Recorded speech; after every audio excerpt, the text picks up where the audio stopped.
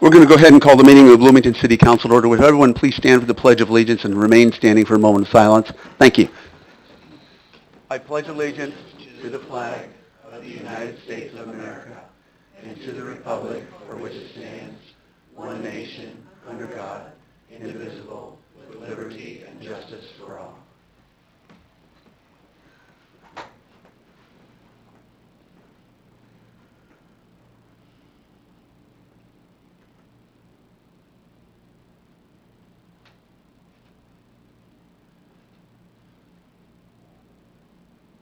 Thank you very much. Madam Clerk, would you please call the roll?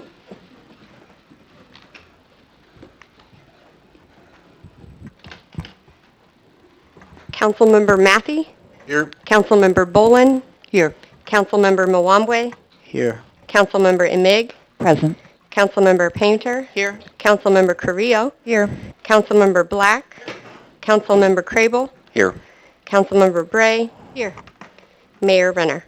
Here. Thank you very much. We start with recognitions and appointments. We have a proclamation declaring May 2019 Building Safety Month, and thank you very much. We have that. Oh, we have public comment, too. Okay. Oh, that's Public Works Week, excuse me. Mr. Mart, you're coming forward to have this? Again, the proclamation declaring May 2019 Building Safety Month, whereas our city is committed to recognizing that our growth and strength depend on safety and economic value of the homes, buildings, and infrastructure that serve our citizens both in everyday life and in times of natural disaster. And whereas our confidence in the structural integrity of these buildings that make our community is achieved through the devotion of vigilant guardians, building safety and fire prevention officials, architects, engineers, builders, tradesmen, design professionals, laborers, plumbers, and others in the construction industry. And whereas modern building codes include safeguards to protect the public from natural disasters such as snowstorms, tornadoes, floods, and earthquakes, and whereas Building Safety Month is sponsored by the International Code Council to remind the public about the critical role of our community's largely unknown protectors of the public safety, our local code officials, who assure us of safe, efficient, and livable buildings that are essential to America's prosperity. And whereas Building Safety Month 2019 encourages appropriate steps everyone can take to ensure the safety of our built environment and recognizes that the implementation of safety codes by local and state agencies has saved lives and protected homes and businesses. And whereas each year in observance of Building Safety Month, Americans are asked to consider the commitment to improve building safety and economic investment in home and in the community, and to acknowledge the essential service provided to all of us by local and state building departments, fire prevention bureaus, and federal agencies in protecting lives and property. Now, therefore, I, Terry Renner, Mayor of the City of Bloomington, do proclaim May 2019 as Public Building Safety Month. And thank you, Mr. Mart. Thank you.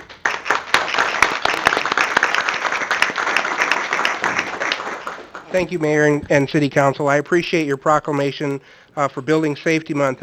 At this time, I would like to introduce you to Chris McAllister, our new building official for the Community Development Department.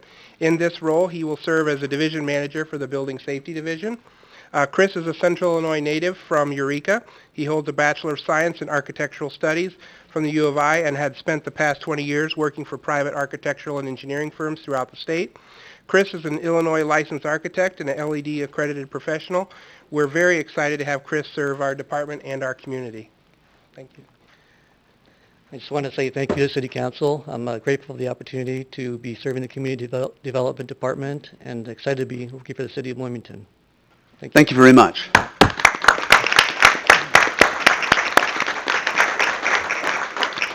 Next, we have a proclamation recognizing National Public Works Week, and this is the worst kept secret in McLean County. Guess who's coming up to take it? Jim Karch. Okay. I think your poll ratings are high amongst some.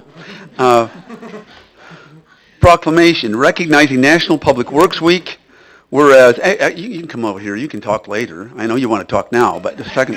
Whereas public works professionals focus on infrastructure, facilities, and services that are of vital importance to sustainable and resilient communities and to the public health, high quality of life, and well-being of the people of Bloomington.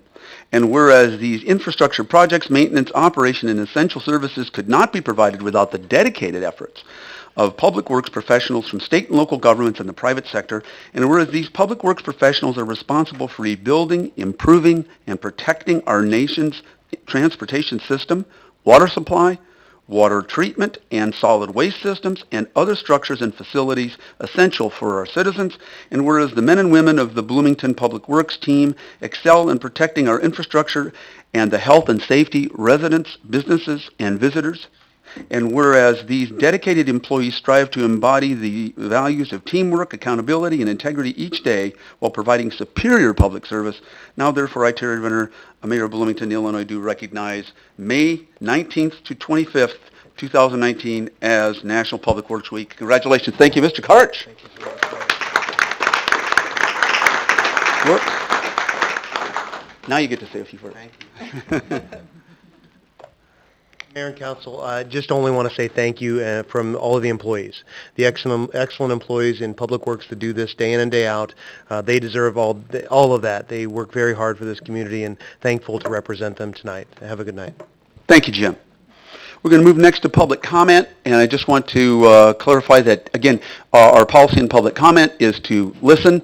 If you want to have interactions, we have the Mayor's Open House from 4:30 to 5:30 on Fridays before regular Monday council meetings, so it was just this past Friday, and that way you can get answers, have conversations, hopefully have problems solved on site, but at the very least, it's a good community conversation. So I certainly recommend that. But we have a half hour devoted. There are slightly more than a half hour's worth of 3 minutes. So if you have things that you're repeating that others have, if you can be as succinct as possible so that all 11 people can speak, I would certainly appreciate it. And let's see, I'm going to actually, since that clock isn't correct, I'm going to date this at 6:11 now. And so we're going to start, I'm going to call them in groups of 3 so you can be prepared to come forward. Alita Diggins, Heidi Zimmerman, and Scott Steinling. Mayor, if we could recognize the appointments and the reappointments before Oh, did I jumped over those. Oh, thank you. Oh, bad mayor. Okay, reappointment of James Swanson to the John M. Scott Healthcare. Is James in the audience? If you'd stand, please. Tyler Noonan. Well, we know Tim Gleason's here. You don't have to stand. Anyway, if we could just give them, thank you, a round of applause.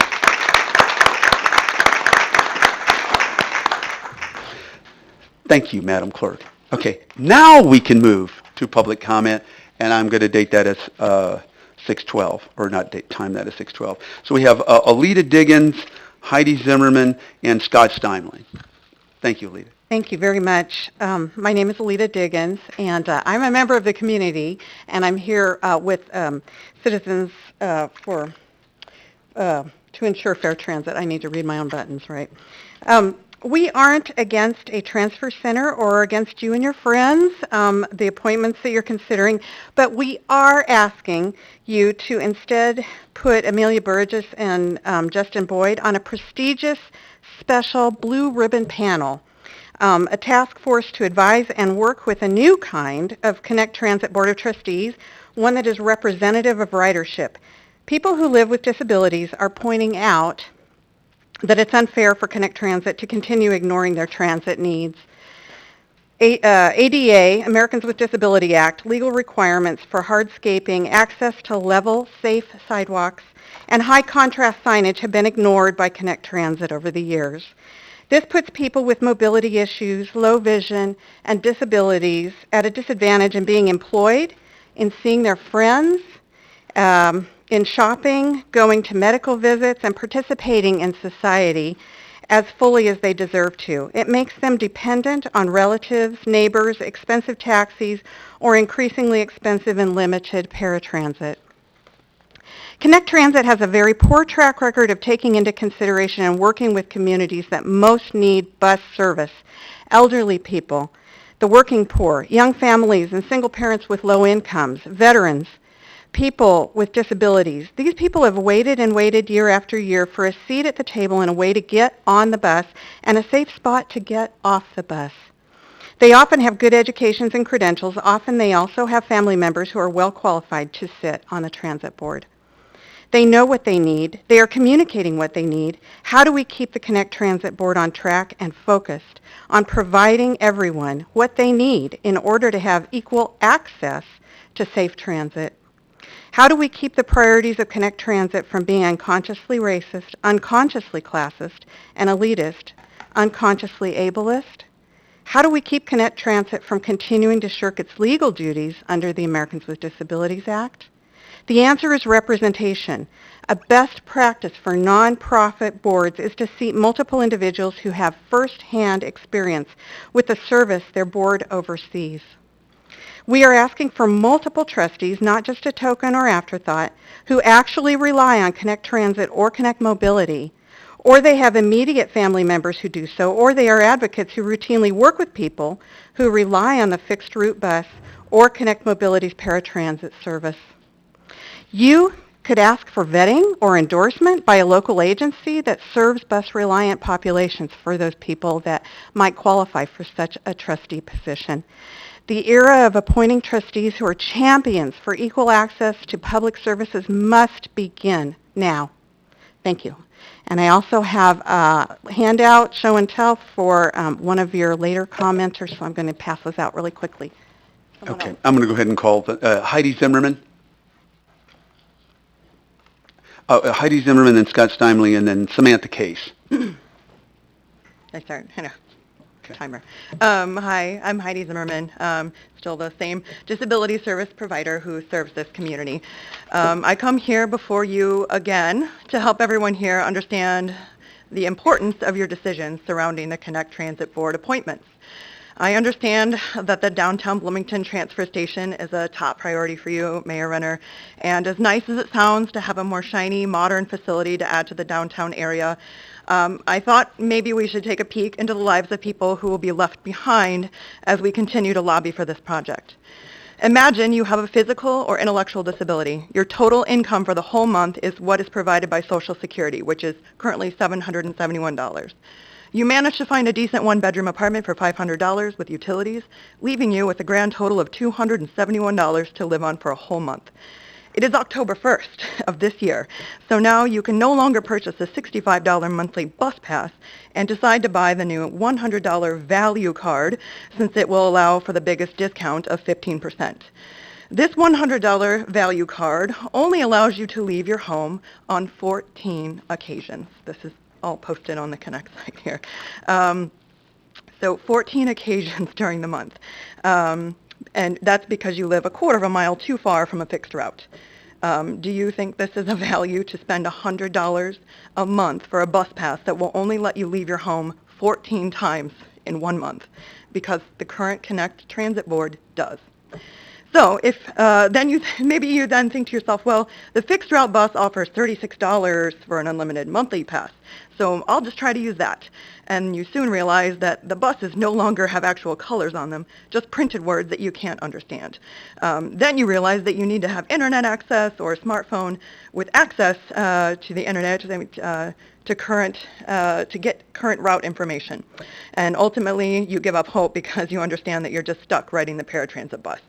So this is just one example of how the current transit board fails to prioritize the needs of people in our community. The decisions are being made without regard for the real lives of people living below the poverty line and people with disabilities, and clearly illustrates a need for rider representation on the board. It is unconscionable to keep ignoring the needs of people who are so vulnerable in our community, and I ask that you please stop rubber stamping projects like the downtown Bloomington transfer station until we can all get on the bus. Thank you. Okay. Scott Steinley, Samantha Case, and Joel Studebaker.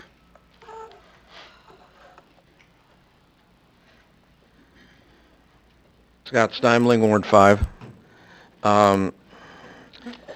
My concern is, number one, regarding the infrastructure that Jim gets tired of me talking about. This last 2 weeks, I have the tire would not hold air, and went to the dealer, and wouldn't you know, there's a screw in it from that lousy drop-off facility that they claim that they clean every night, and they do a lousy job of it, who's ever doing it. As far as the bus goes, Terry, there are people that that's their only mode of transportation. Let everybody on that council go ride the bus for an entire month, including Mr. Gleason. And, I really don't think much of this. Connect Transit this, Connect Transit that. Why don't we have competition for Connect Transit? And we may see some action. Also, the streets in this town are absolutely terrible. I hit a chuck hole again, and it was so deep, I had to get out and look what it was. Now, there is no excuse. You've got the money for everything you want to fund, but you don't have the money for the roads. Yes, the first gas tax that went in 2015, yes, some of that went to a slush fund that I know you've heard me talk about before, to pay down pensions. It did not go into the roads, I don't think. If it did, why did the city let the roads go this far? Maybe Mr. Gleason has an answer for that. I don't know. But, something needs to be done. I mean, the taxes keep going up and the services keep going down. I really don't think that there's anybody in this town. In fact, I had one person, when I was out in my yard, telling me they were trying to get around with a wheelchair and a walker. And they said, the sidewalks in this town are absolutely pathetic. I said, don't talk to me, talk to Jim Karsh. I said, I agree 180% with you. But you don't have to talk to me, talk to somebody that can do something about it. And, I hope that everybody stops and really thinks, how would this affect me if I was in that position? Because remember, their term will come up. And they're not on there for life, and neither are you, Terry. You have a good night. Okay, Samantha Case, Joel Studebaker, and Merle Brown.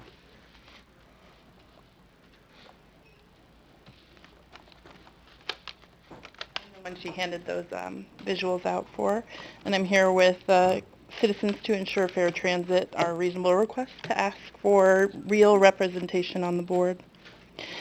6 years ago, I found out that I was born with a degenerative eye disease and I could no longer drive after 30 years of independence. I realized that the typical person does not see through a tiny pinhole of vision, and I understood why I ran my face into the cabinet corners that were right in front of me. I understood my constantly bruised shins, and I was given the forced perspective of someone whose whole world became very small very quickly. This led to isolation because the world is not so kind to those who can read but cannot navigate without a white cane safely. During that year, I started out riding the fixed route bus, which meant crossing a busy road with a 45-mile-per-hour speed limit and no crosswalk. When family, my mobility trainer, and friends put this together, they all were concerned for my safety, and I agreed to apply for the paratransit bus. Riding the paratransit bus meant that on low income and then on disability income while I went back to school, I had to pay double the cost I had been. I found out quickly that the bus might leave without me if I did not see it in time. I got up 2 hours or more before work, and I still ended up being late sometimes. If I did not have the coworkers, administrators, and supervisors I had at the time, I could have easily lost my job along with everything else. The expansion and development of infrastructure of our bus stops are what is needed for our independence, and for some, it is the only time they may leave the home or be social at all. And the fact that there is no representation of these citizens on the transit board is untenable. We at SEFT made some visuals and even created a way to simulate how I see. That's the card with the pinholes. The pictures being passed are of an ADA-compliant bus stop, and the others are of ones that would be places I would feel unsafe at. And one simulates what one of the non-ADA compliant stops would look like for me. This is about gaining perspective. The changes that Reliant riders and Reliant paratransit riders are the changes that have been made and are being made represent Reliant riders and Reliant paratransit riders losing their jobs, social isolation, having trouble paying rent, and even eviction for some. Please think about the future of our citizens and give riders the voice they deserve. Thank you very much. Joel Studebaker, Merrill Brown, and Georgine Chazelle. Good evening. My name is Joel Studebaker. I'm a resident of Normal. I live at 106 West Shelbourne Drive.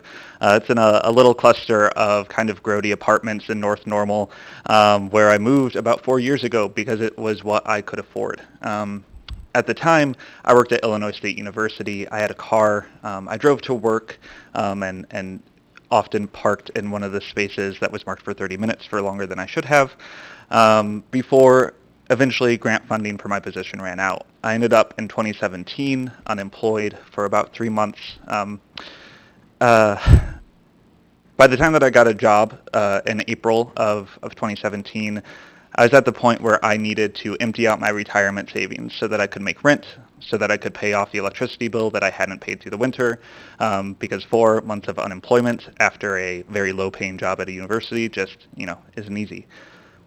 Once I got that job, which was part-time at Epiphany Farms, it paid me about $9 an hour, and though I argued for as many hours as I could get, I ended up pulling in about $200 to $250 in the average week. With that, I needed to make rent, I needed to take care of my car, I needed to do all of the things. Of course, the thing that I put off was car maintenance, and that came back to bite me in the butt because my engine jumped time and my car was a goner.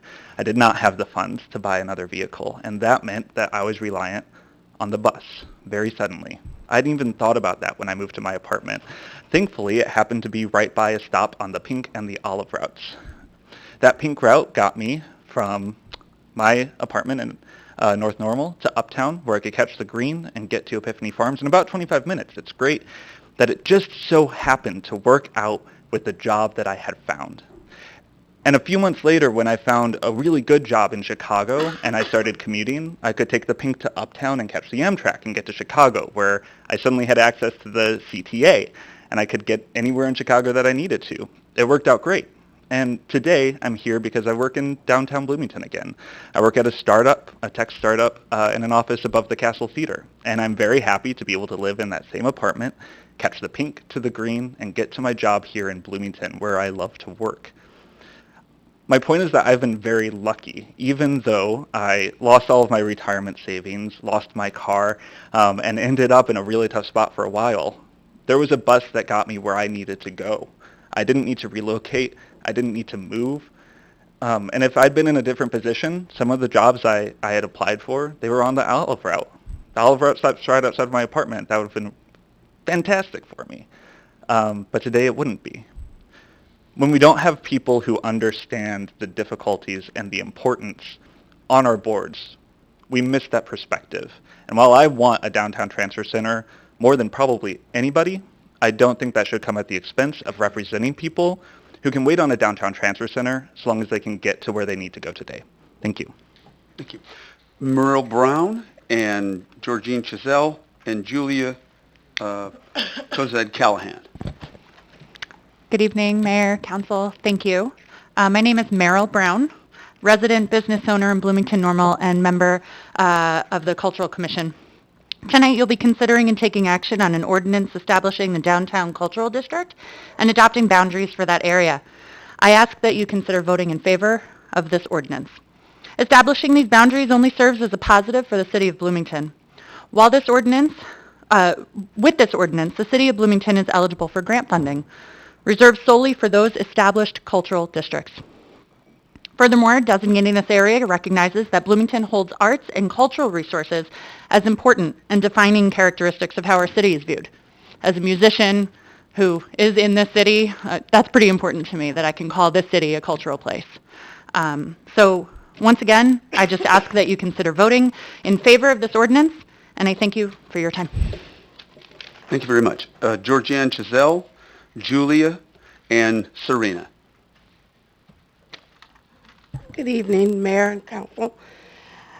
I was listening to Joel Studebaker, and it kind of reminded me of when I was working at Center for Independent Living, helping people train to ride the buses, learn where the bus stops are, what the times they have to be there, things of that sort. Until it came to where my car broke down myself, and I had to get the bus to work. It didn't happen for me. The bus came too late for me to be at work by 8:30. The bus didn't come in my neighborhood until 8:30. So I had to try to rely on cabs or neighbors. That can be cumbersome. And so I wanted to say that and then get into what I really want to say. In the coming weeks, Mayor Renner and the the Bloomington City Council will have the opportunity to appoint 2 Bloomington residents to represent the city of Connect Transit Board. You may have heard that the Connect Transit Board proposal to eliminate services gut the fare payment structure and jack up the cost of fares, but do you know who is on the board? More importantly, do you know who isn't? As it stands, the Connect Transit Board is exclusively made up of people who present as white, able-bodied, and financially well-resourced. This in no way reflects the ridership and is a result of the failure of the Connect Transit Board's bylaws to ensure that people with disabilities and low-income, transit-reliant residents have a seat at the table. I would definitely want people that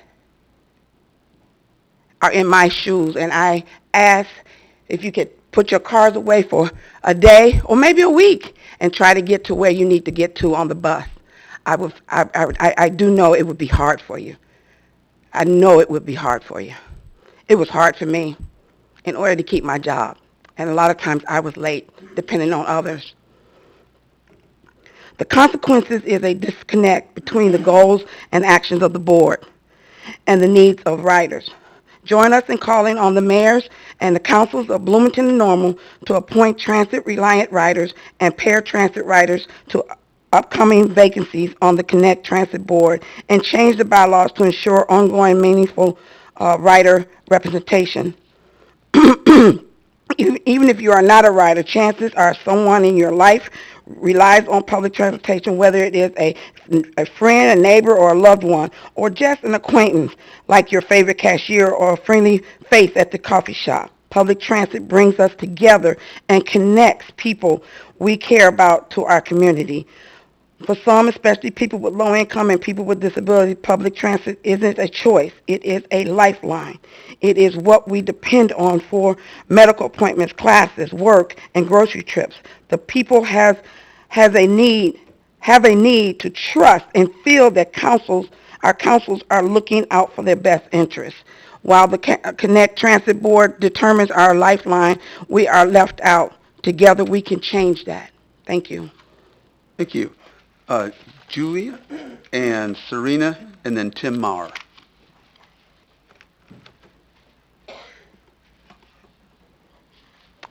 Hello, everybody. My name is Julia Kozad-Callaghan, and I'm a resident of Bloomington Ward 8 and a member of the Cultural Commission.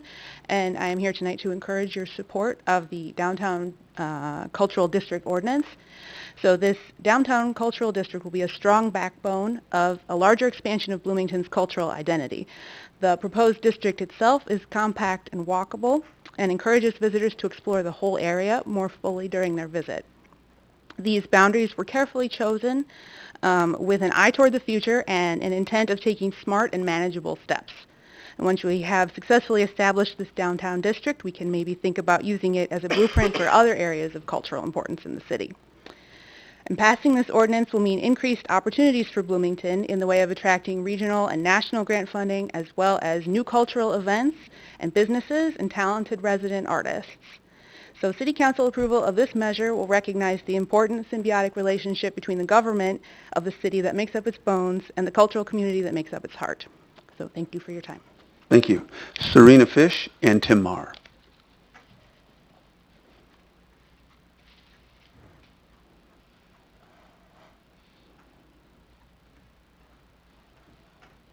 Comes again. I'm sorry again. I'm positive. Um,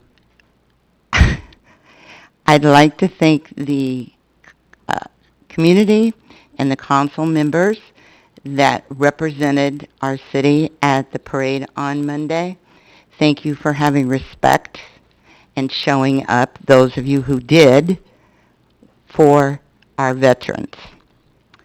Um, One of the last things at the end of the parade, Mr. Mayor came up, said hi. I introduced him to my niece and my great-niece. My great-niece was very impressed that she got to meet the mayor. She said, Aunt Serena, you know these people. Would you do me a favor? I said, sure. Tell them we need more candy. I realize that this parade is more solemn than others, but with all the children that were around me with empty bags was not good. The other thing I would like to bring up, again, I'm sorry, I'm still being positive. Last week we had major storms in this city, and one of the hits or something was on Wood Street, and about 1:30 in the morning, wires came down, and the lights from the fire engines and stuff woke us up. And I go out on my front porch, and there are wires across Wood Street, and they're on fire, and it's pouring down rain, and there's just flames coming out. The fire department was there very quickly, and I will say that by 6:30 the next morning, and we're talking about the park was out, all around Miller Park, Wood Street, down the city public works people were there. I knew it was them because we had the little red arrow things on the trucks. They had all the electricity back up. All of our electricity went out. They had everything back up and running. So again, I want to thank them. I know it's a problem with potholes, but I don't know about you, but everywhere I go, somebody's filling in a pothole. Maybe it's not your street, maybe it's not my street today, but they're constantly everywhere filling them in. So please give them the credit.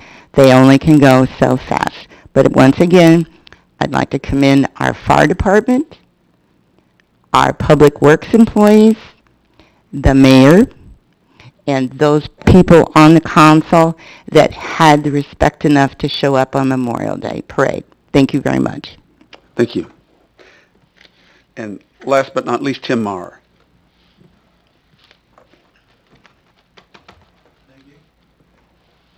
Tim Mauer, Ward 4.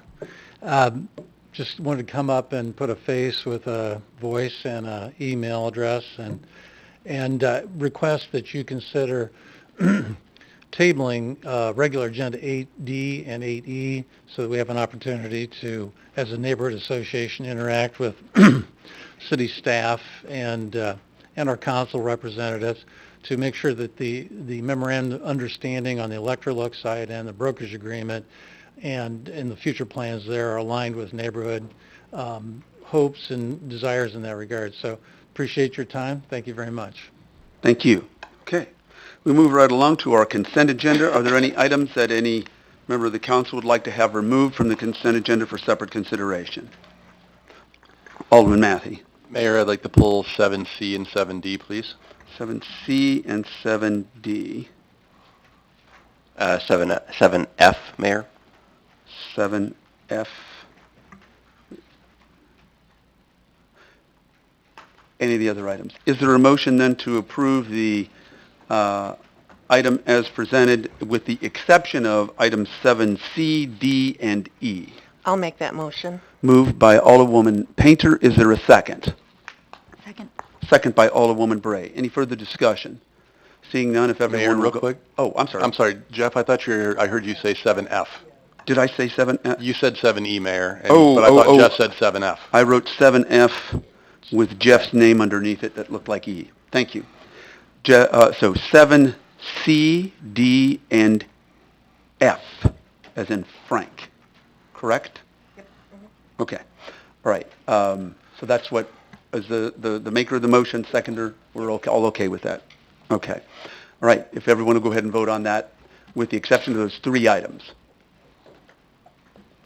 Motion carries 9-0. There are no nays to announce, Madam Clerk. We'll go ahead and move to Alderman Matthey with item 7 in alphabetical order, C, and then D, and then Alderwoman Crable with F. Mayor, thank you. So item 7C is normally something that is very simple, and it's always on the consent agenda in terms of approving people to our boards and commissions. In light of a new council and a significant discussion around various boards and commissions that we are having all over the city, I would actually like to make a motion that we table item 7C for a future date, and we schedule a meeting, hopefully on the next committee of the whole in June, to have a conversation on roles and responsibilities regarding the appointments of members to the boards and commissions, as well as maybe also have a conversation of council expectations for what the commissions, what the goals are of the commissions, to make sure that the people that we put there are the right people to move the city forward. So I guess that's my motion. Okay. I'll second that. Okay. So we have a motion and a second. And so essentially your motion is to not approve item C and to have a future discussion on the council. Okay. Make sure, I think right now there's a lot of miscommunication happening. I'm sorry, real quick, Jamie, if I may interrupt. So to be clear, the way I understood your motion is that we are tabling the appointments, Yes, thank you, Scott. not denying the appointments, and then tabling for a future conversation, correct? Correct. Okay. Okay. Thank you. And I'm sorry, you were going. Oh, I just think there's a lot of miscommunication going on right now in terms of what can and can't happen, what's allowed and what's not allowed, and I think that we could all benefit just from some open communication to make sure everybody's on the same page before we move forward. So, I guess it would be, to table this motion as well as future commission appointments until we have that conversation. And it's only a couple meetings that we would be tabling them for to make sure that we're all on the same page. We can move forward as one council. The first thing that I would just say is one doesn't necessarily preclude the other. That is, there can be a conversation irrespective of the particular appointments that are there. Just to do some clarification, and I appreciate the conversations beforehand, I did talk to Brad Colt, the Illinois Municipal League, checked our procedures and whatever, just to clarify. Prior to 2011, the council in Bloomington received nothing but names. And I do have to credit Mayor Stockton with putting in a procedure where you have applications. So that is received a week or more in advance so the council can take a look at them. And certainly I, as well as Mayor Stockton, I think listened to, and certainly I have solicited people's attitudes or nominees, people that they think would be useful, or in the case, yourself included, with a technology committee that I have little expertise in, to say, hey, this was your baby, let's take the lead on it. Whereas all the boards and commissions are clearly different. And there is a core reason why, throughout the state of Illinois, what is typical is to just receive names. We are one of the very few communities that has applications. And I'm not saying we shouldn't have applications. But what is much more typical is to have names or, in some cases, job titles. And that's because the function of appointing large numbers of nearly 300 boards and commissions is not a collegial function. The weighing of various different factors is, and I see if that's actually a nod there, a former mayor in the audience is noting that, and the council is in a reactive mode, and that's just the way separation of powers works. And that's the reason why you have a singular decision maker, an executive, who tries to weigh all these balances and takes into consideration council, input. But again, I do support and strongly support, continue to, Mayor Stockton's innovation in 2011. I think it's a good thing that we have a more formalized process of advice and consent. but it is primarily an executive function, and to a large degree, it has to be for the reasons. Otherwise, it would be, frankly, pandemonium with nearly 600 nearly 300 boards and commissions. The other thing, just in terms of locally, and this was a source of consternation on the county board, to be honest. In my 12 years on the county board, we never heard anything. And that's not a good thing, except if it was an elected official. So we were appointing a state attorney, and we did that twice. And we were appointing a county treasurer, and we did that twice. When we appointed an auditor, then there was more, consideration. So it depended on the nature of the appointment. But if it was a board or commission appointment, and this was not an individual who was elected countywide. This is an individual who was elected from a district who was just chosen by his or her peers to serve in that capacity. So that would be the concern that I have. The other concern that I'd have would be given what we're having here, this is where leadership does need to stand up and realize that we are having people serve for nothing, who are presumably serving for the goodness of what they want the community to be. Now, some may have political agendas, and we all know that. But I think turning it into a situation where it becomes more of a political agenda is difficult. So I will, if the council does choose to have a separate discussion, which could happen independently of whether these appointees are approved, I'm happy to listen, but I'm not necessarily going to in advance agree, nor would any good mayor agree in advance to the legislature telling the mayor or an executive what a mayor should do. There's an executive function, there is a legislative function, and they are to work together. Usually the council's role is to make sure that the person's qualified, that they are not an unindicted co-conspirator, and things of that nature.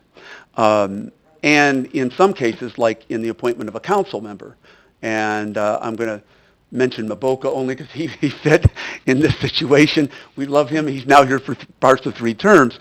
The council's role is actually discharged once it says no twice, right? And there are good reasons for that. So there are fundamental differences between a legislature and executive in terms of appointments. That doesn't mean that the executive always gets what they want. It just means that there should be some good communication. People should come to the mayor if they've got issues with appointments. They certainly shouldn't be bothering the city manager. They should be bothering the mayor. And if members of the community complain, frankly, it's a good out for council members. Throw them to the mayor. Throw the mayor to the wolves. And that's ultimately, that doesn't mean that you don't listen to what people have to say, but ultimately that's the choice, that's the responsibility. So that's the comment that I would have. I mean, it's up to the council if you want to have a discussion on it. But I also think that it's important to act. One of these vacancies here has been vacant for several years, and that is a property maintenance review board, a tenant position, and there are no viable qualified applicants. So I think that freezing all board and commission appointments is also not a good idea. But that's just where I'm coming from. So let me go in order. I see yours is blinking, so you weren't first. But I'm going to start with the Alderman, Craybill, and then we can go around. Alderman Craybill. Thank you, Mayor. And thanks for the motion, Jamie. Certainly, I certainly agree about having discussion. I think it's one of those things that it's always good for new council members to have, kind of everything that you said. I do agree, though, that, or do disagree about stopping the appointments at the, I think certainly, whatever confusion or confusion, I think what you said has, it's an ongoing issue, so there have been appointments in the past on this. So I would say, the mayor should continue, we should continue with the appointments, have the discussion, and if that causes us to change our procedure, so be it. I appreciate that, Jeff. He was addressing me, Okay. Mayor. Okay. I appreciate your perspective on that. I would only point out that On any one of these, they might miss one meeting, right, for the commission, the board that they would be on, these people. So it's one meeting for them, it's possibly two meetings for us. So it's not like I'm saying we're going to push these all off until December, just as a counterpoint to that. But thank you. Okay. And also, as a part of separation of powers, it is up to, you will get your chance, but it is up to the mayor to recognize people to speak. Alderman Black. Thank you. So I guess a little bit to Jamie's point a moment ago, I guess this is a question for Jeff or Tim. Would a delay on any one of these three appointments impact the ability of those boards and commissions to meet or hold a quorum? Actually, Leslie, I'm going to go to you. You probably have a better handle on what the current numbers are for each board. Yeah, I don't believe that it would impact them by making any, delaying it, I guess. Sure. I'm not aware if there are. We could, I guess, I can pull it up and give you more information, but I'm not aware that there would be an impact right now. Sure. Okay. Yeah, if you don't mind looking at that while we have this conversation, that's... Well, and I think, just noting that there are 3 on Transportation Committee, which is 3 out of 5. Mm-hmm. Excuse me, 3 out of 8. Yeah. So if somebody is absent, there's no quorum. Yeah. So, fair point. And Avoke, you can check me on this. I can only recall really one time, while I've been on council, that we've had a controversial board appointment a couple of years back. I mean, outside of that, I really can't think of many times that the council has had concerns about specific appointments. I hear the concerns about this conversation. It is ultimately the mayor's decision, and I think maybe what we do in the future is we pull each one of these board and commission appointments out as an individual agenda item, so then we can vote, one by one, so that way I'm not having to pull out 1 or 2 names. I remember days when we couldn't find enough people to get involved in the community and get involved in these boards and commissions. And I like that we're seeing such a resurgence in folks that want to be involved. I guess it kind of goes back to the other thought that I would have. Instead of a discussion, maybe we go back to the boards and commissions and take a look at each of their the ordinances that created them and build out specific, I know some of them have, maybe perhaps not all, specific requirements for appointments to make sure that folks are being represented. We did that with transportation. I know that Property Maintenance Review Board has that in there, but I'm not an expert on all of the different boards and commissions. Because I think once it's baked into the ordinance, that creates that check and balance for the mayor to not just put anybody on there, that they would have to meet certain criteria, and that there's value to me in that. Because I remember when we ran for office in 2013 and 2009 that we were trying to stop the cronyism. And it's strange to be on the other side of that conversation now. And I'm happy to sign off on anybody that wants to serve, but I want to make sure, and I do my due diligence and read their application, and then kind of know folks in the community. But like I said, there's not really a lot of examples in which we have turned down an appointee.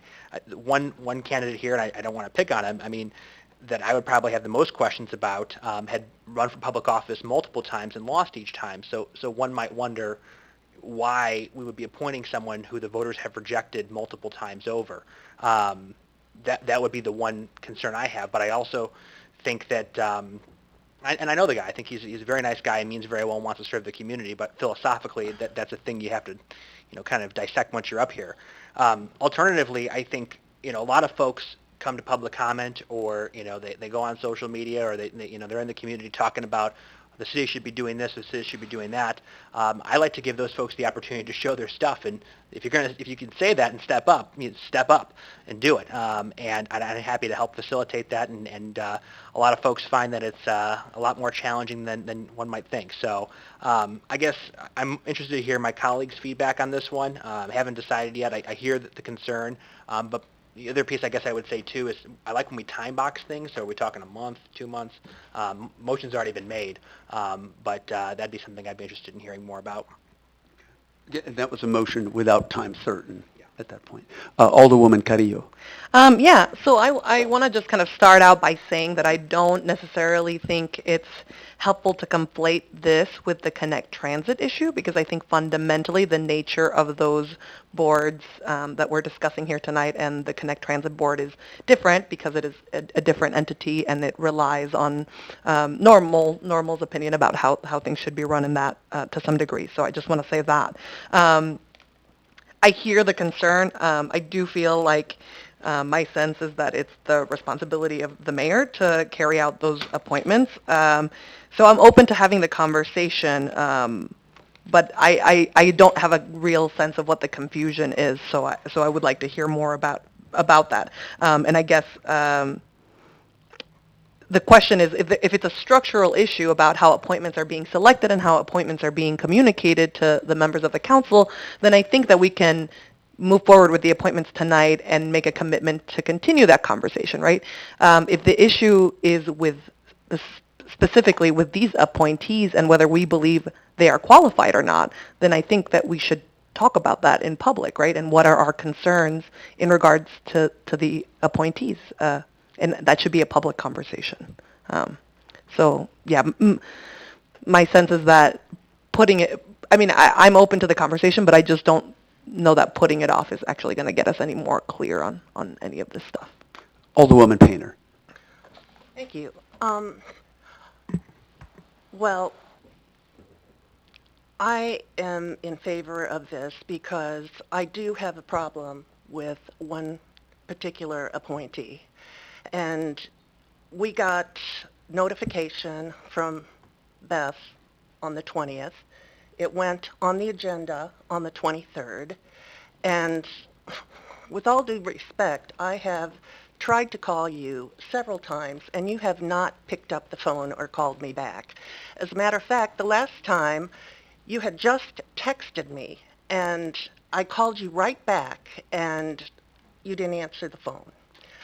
So that's one thing. And another thing is, when we have a public conversation about appointments like this, and people come out in opposition of someone who the mayor wants to appoint, it's very embarrassing for that person. And, I think that there are better ways to deal with that than having a public conversation about it.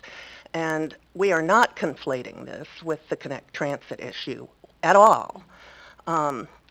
But the other thing is, we're responsible for what the appointees of these boards and commissions decide to do. So it behooves us to be very careful about who the mayor appoints.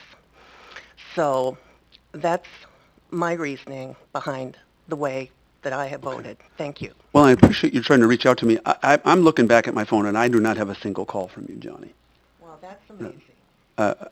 And I'd be happy to do it. My protocol is my kids come first, and then Tim Gleason and my counsel. Well, That's like who I said, that's who I call for. the last time back. it was right after you texted me, and I called you right back, and I heard nothing, which made me kind of wonder if you hadn't handed your phone off to somebody else and had them text me. I don't know. Well, But that we can do. But anyhow, anyway, I don't have any. I mean, whatever. I'm going back 2 weeks. I don't have a single phone call. So anyway, but I'm happy to chat with you at any point. I don't recall ever not returning a councilman's phone call in 6 years. Great. So, Let's talk tomorrow. okay, and I think we will.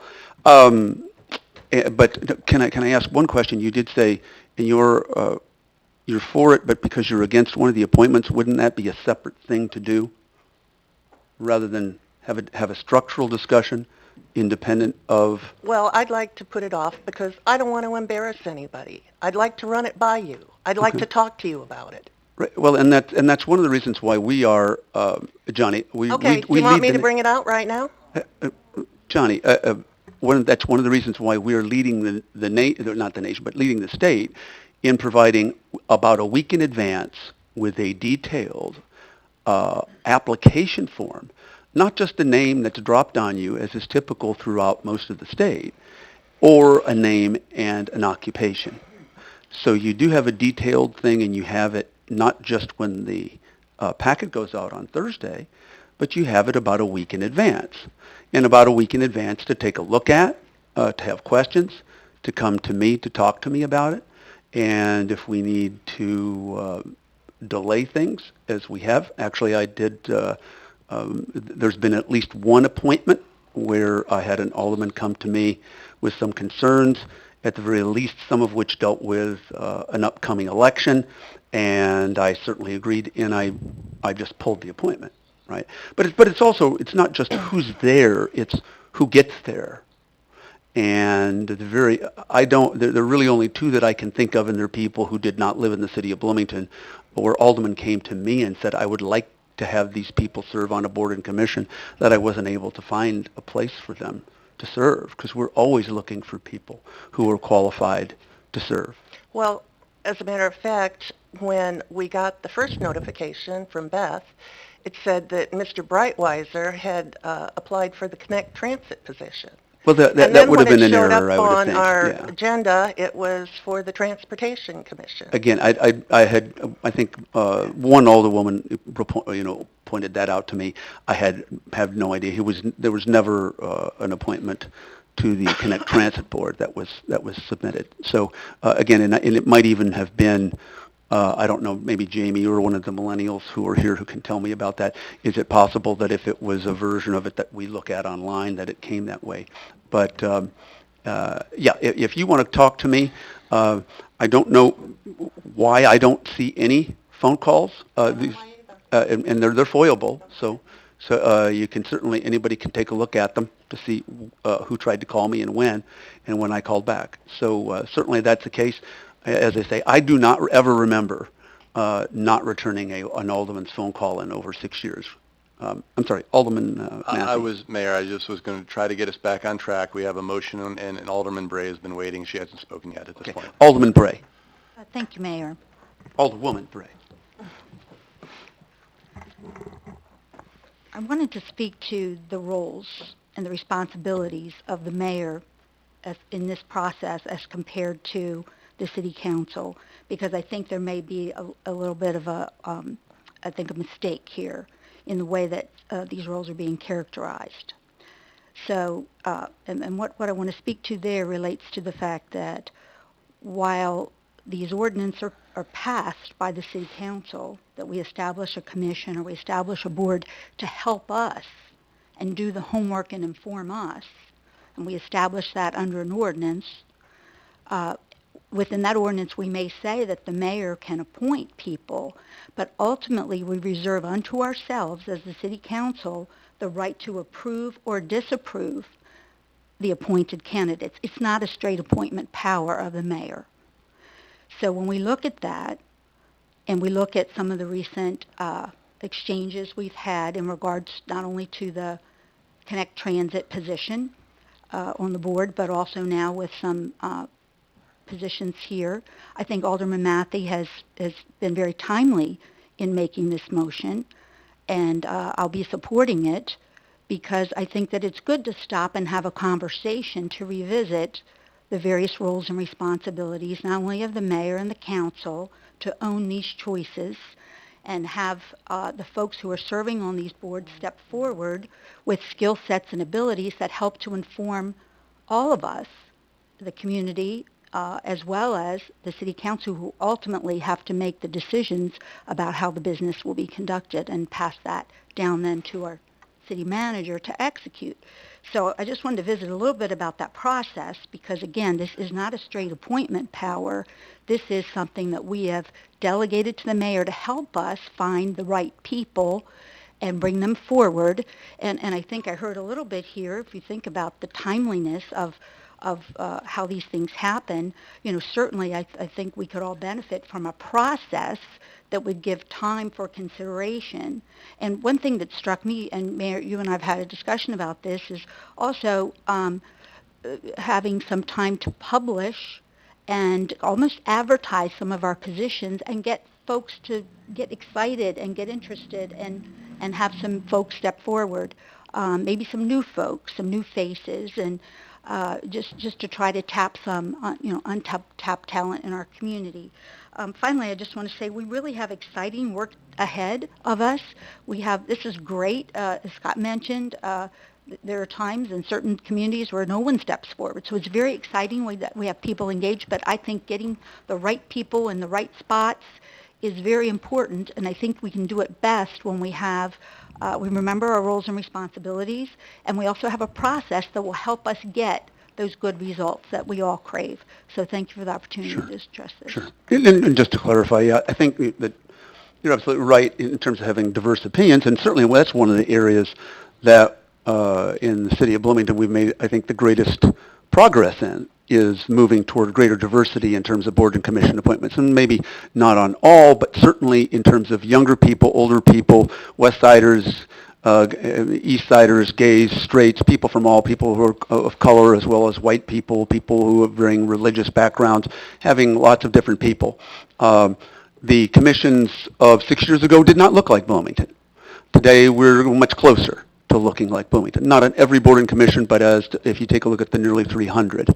And frankly, term limits have helped, and that was, frankly, we should give appropriate consideration to Alderwoman Schmidt and Alderman Thage, who came up with the idea. And some of that was to have some rotation on boards and commissions, but also to remove some of the entitlement sense. And I don't think we have that anymore at all, but it was a very strong sense of entitlement on boards and commissions that this was my place. And in fact, a lot of times people hadn't been reappointed. And then this is where the mayor did kind of an end run around the council's appointment power, and they got reappointed de facto by never even bringing them to the council. Because according to most of our ordinances, persons keep serving until they are appointed or reappointed again by the council. Some hadn't been reappointed and brought to the council since 2004 when I got elected. So we're doing that now. We're doing that in a timely fashion to try to make sure that the boards and commissions are responsive and that they're more of a reflection of our community and that they don't develop the sense of entitlement that we've seen in the past. I think we've made great progress. Doesn't mean we can't continue to make more progress in the future.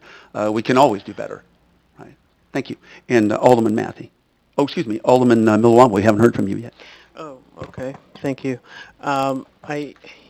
It's a great discussion. I definitely appreciate the opportunity to hear different views on it, especially having gone through that appointment process.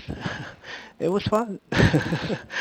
In quotes, I'm sure. Right. But I'm still here, so it's okay. But I do think it's a great opportunity for clarification. So, we talked about the orientation, several weeks back. This is and that's an opportunity for members, new members of the council to learn a little bit more about the culture of the council and the things that we do. It's true. It's been, the process was changed by Mayor Stockton, but there are people who still don't know exactly how the process works by itself. So I think it would be a great opportunity to revisit that. The other thing that I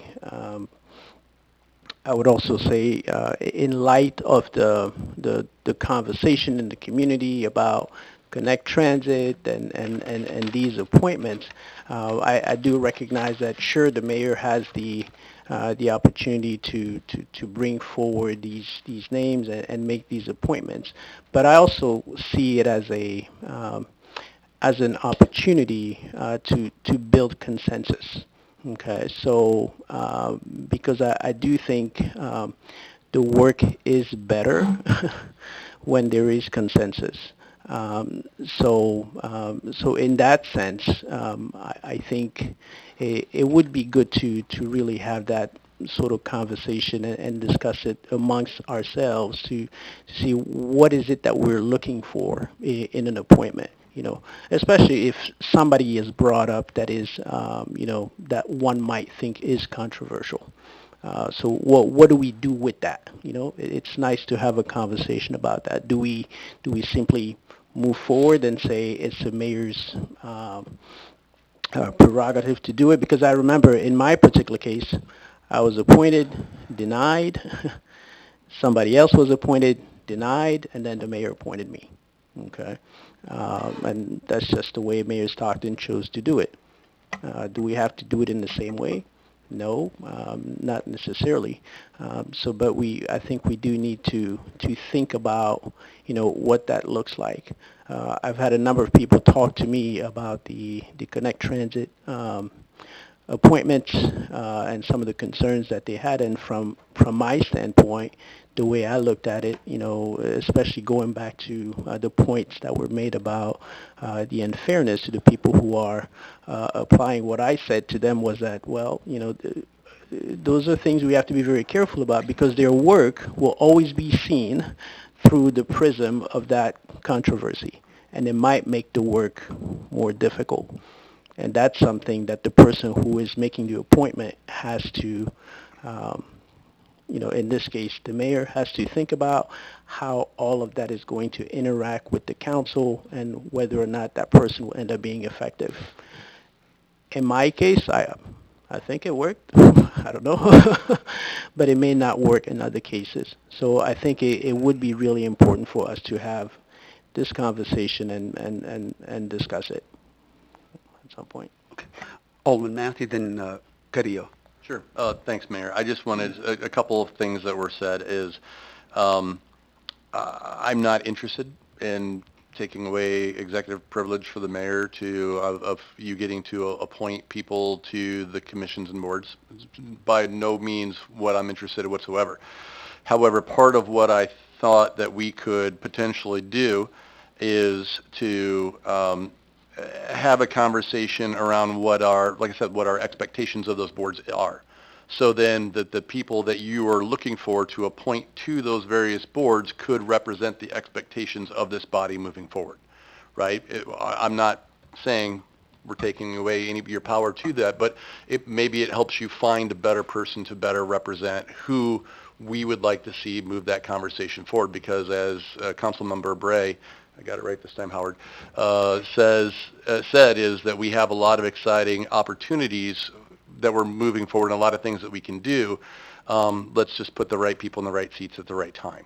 And so in terms of time boxing it to Councilmember Black's, I would like to see it come back before the June Committee of the Whole is what I said originally. So that's the third Monday in June.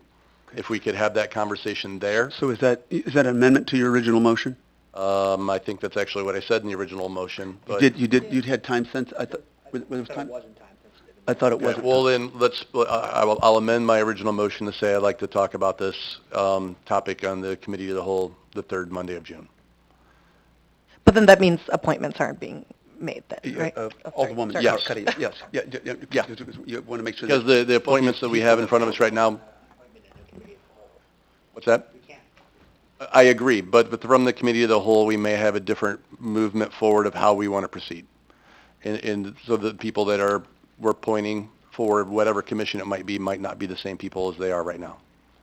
I guess I'm sorry, if I may. This may be, well, actually, Jen Carrillo is next. do I have to call point of order? Is that the... Well, wait a minute. What's the point of order? I guess this is a question for Jeff, so I'm not understanding this. If it's a question for Jeff, then it's not a point of order, and Jen Carrillo has the floor next. I'm sorry. Point of order to mayor. Okay. So then that would mean that if we were to vote in favor of this motion to postpone these appointments to Committee of the Whole, to have a conversation about boards and commissions appointments, that would mean that we're not denying them. They would have to then come back at some subsequent meeting. And it would have to be, if we vote on, if we decide that, right? Okay. Excuse me. I'm sorry. Wow. Okay. So if we decide that, then you'd come back in June. The council would come back in June, have the discussion. We couldn't vote on anything, including what our new rules are, until the next council. And then it would be the council after that so it would be a July council meeting before these appointments came back, at the earliest. Right. Okay. I guess the challenge then is that we are taking two separate issues. The original issue on the table is the 3 appointments that are out there, and then there's a conversation about a discussion. 4 appointments on the table, and then a discussion about how the boards and commission structure works, and the motion is to delay everything to have a subsequent conversation about how we do the boards and commissions appointments. So I guess I'm not understanding, I guess it would make more sense not to be at a committee of the whole meeting, but to have the original 4 appointments come back at the last meeting in June, and then we can have a separate conversation at the June committee of the whole meeting about this topic. That would be fine, because my thought process was that from the meeting at the committee of the whole, from the conversation we had there, it may influence whether people voted yes or no for those people, for those 4 people, if they came back the last meeting of June. If those people met the goals, were determined to meet the goals of the council, then that could be a determination of a yes or no vote on those individual people. I just wanted us to all get on the same page as what our expectations were of the commissions, and then allow the people to fall as they will from there. Okay. I don't know if that makes Jim, sense. But. Alderwoman Carrillo, you've been patient. Thank you. Thank you. I guess I think if the purpose of not having the conversation about specific candidates is to protect them from embarrassment, I don't think that we've done a great job of that by making this such an issue. I think we sure could have done our homework a little better and have this discussion, via email. People should have been able to raise their concerns so that other folks around the table were aware of them. So the one thing that I think it bears repeating is that I don't think that this is the same as the Connect Transit Board appointments. I think that that's a completely separate process, and while I realize we have to wait our turn to talk and we got to say it all in the same breath, I think that that's a distinction worth drawing out. And then I again want to see us decouple these issues, right? So the more structural conversation around how appointments, what we're looking for in appointments, and what is the right fit for these boards and commissions should be separate from the conversation about these 4 people who are now going to have to wait until a July meeting to see us take action on their appointments, which I don't really think is fair to them because we didn't do our homework and have this conversation before we showed up today. Okay. Alderwoman Emig, Yes. we haven't heard from you yet. Yes, thank you for all of your input. I just want to make first an observation. I think we're in essence having we're engaged in a conversation, which suggests to me that there's a need for a conversation. I hear my colleagues saying that we don't want to conflate the conversation about the process with actual appointees. But at the same time, I'm hearing that just by this very conversation that there's a need to understand more broadly what the roles are for each party and how to make determinations about appointees to boards and commissions writ large. And I don't see that necessarily as diminishing the process tonight. I think it's okay if we decide we can wait a few weeks and revisit this, having a necessary conversation and illuminating some of these procedures in a more transparent way going forward. I do want to be careful about not mixing up people with process, but I think that there is clearly concern about the process. And if anything, by tabling appointments right now, we're making that distinction more viable. Okay. Let's see. Alderwoman Boland. I don't know where to start on this. The first thing I would like to talk about is I'm going to support Jamie's motion, first of all. And I would like to also reiterate what Alderwoman Bray said and Alderman Matthey regarding diversity and qualification. I think there's a difference, and we need to focus on that. Appointing someone just because does not necessarily make for the best choice. And the last thing I would like to say is I'm thankful for going to the Miller, Hall, and Triggs Law Seminar because it's very clear about the role of the mayor in appointments. And our ordinance is very clear about the role of appointments, and it is the council's role. And I just would like to reiterate that, and I think we need to have a discussion. Thank you. To clarify, what was the council's role? I'm sorry. Obviously, the council has to vote. It's the council's role to approve the appointment. Right. Right. I think we all understand that part. Thank you. Alderman Matthey and then Bray. I was just going to call for a vote. Okay. But if Okay. Thank you, Jamie. I was as well. Thank you had you. a question? If I may, before you vote, I did get an answer. Alderman Black, the appointments right now, we do have enough for a quorum, but as they mentioned, if somebody was absent, you wouldn't. So you're borderline, but they could continue to act. Thank you. And I guess I heard a call to question, which I guess if that's the case, I would object, so I can ask this question to Jeff. If this motion were to fail, what would then happen? Will we be reverting back to the original appointments as the item? Okay. Or you could have a different motion which said continue Or with reject or have yes. approve them. It could be separate to approve the people, separate from the process. Okay. Okay. Thank you. But this one is merging the process with people. Okay. All right. Okay. If everyone will go ahead and vote. So an aye In favor of the motion that Jamie made to merge the process and the people. Okay. Okay. Okay. The motion carries 7-2. Excuse me. There are 2 nays to announce, Madam Clerk. Councilmember Carrillo, Councilmember Crable. Okay. Thank you very much. Okay. And we're going to go ahead and move on to the next item that Alderman Matthey has pulled, and that was item 7D. Thank you, Mayor. Thank you, Mayor. I pulled item 7D because I wanted to have a conversation about the Munis software and the software assurance that they are providing on it that we're paying for every year.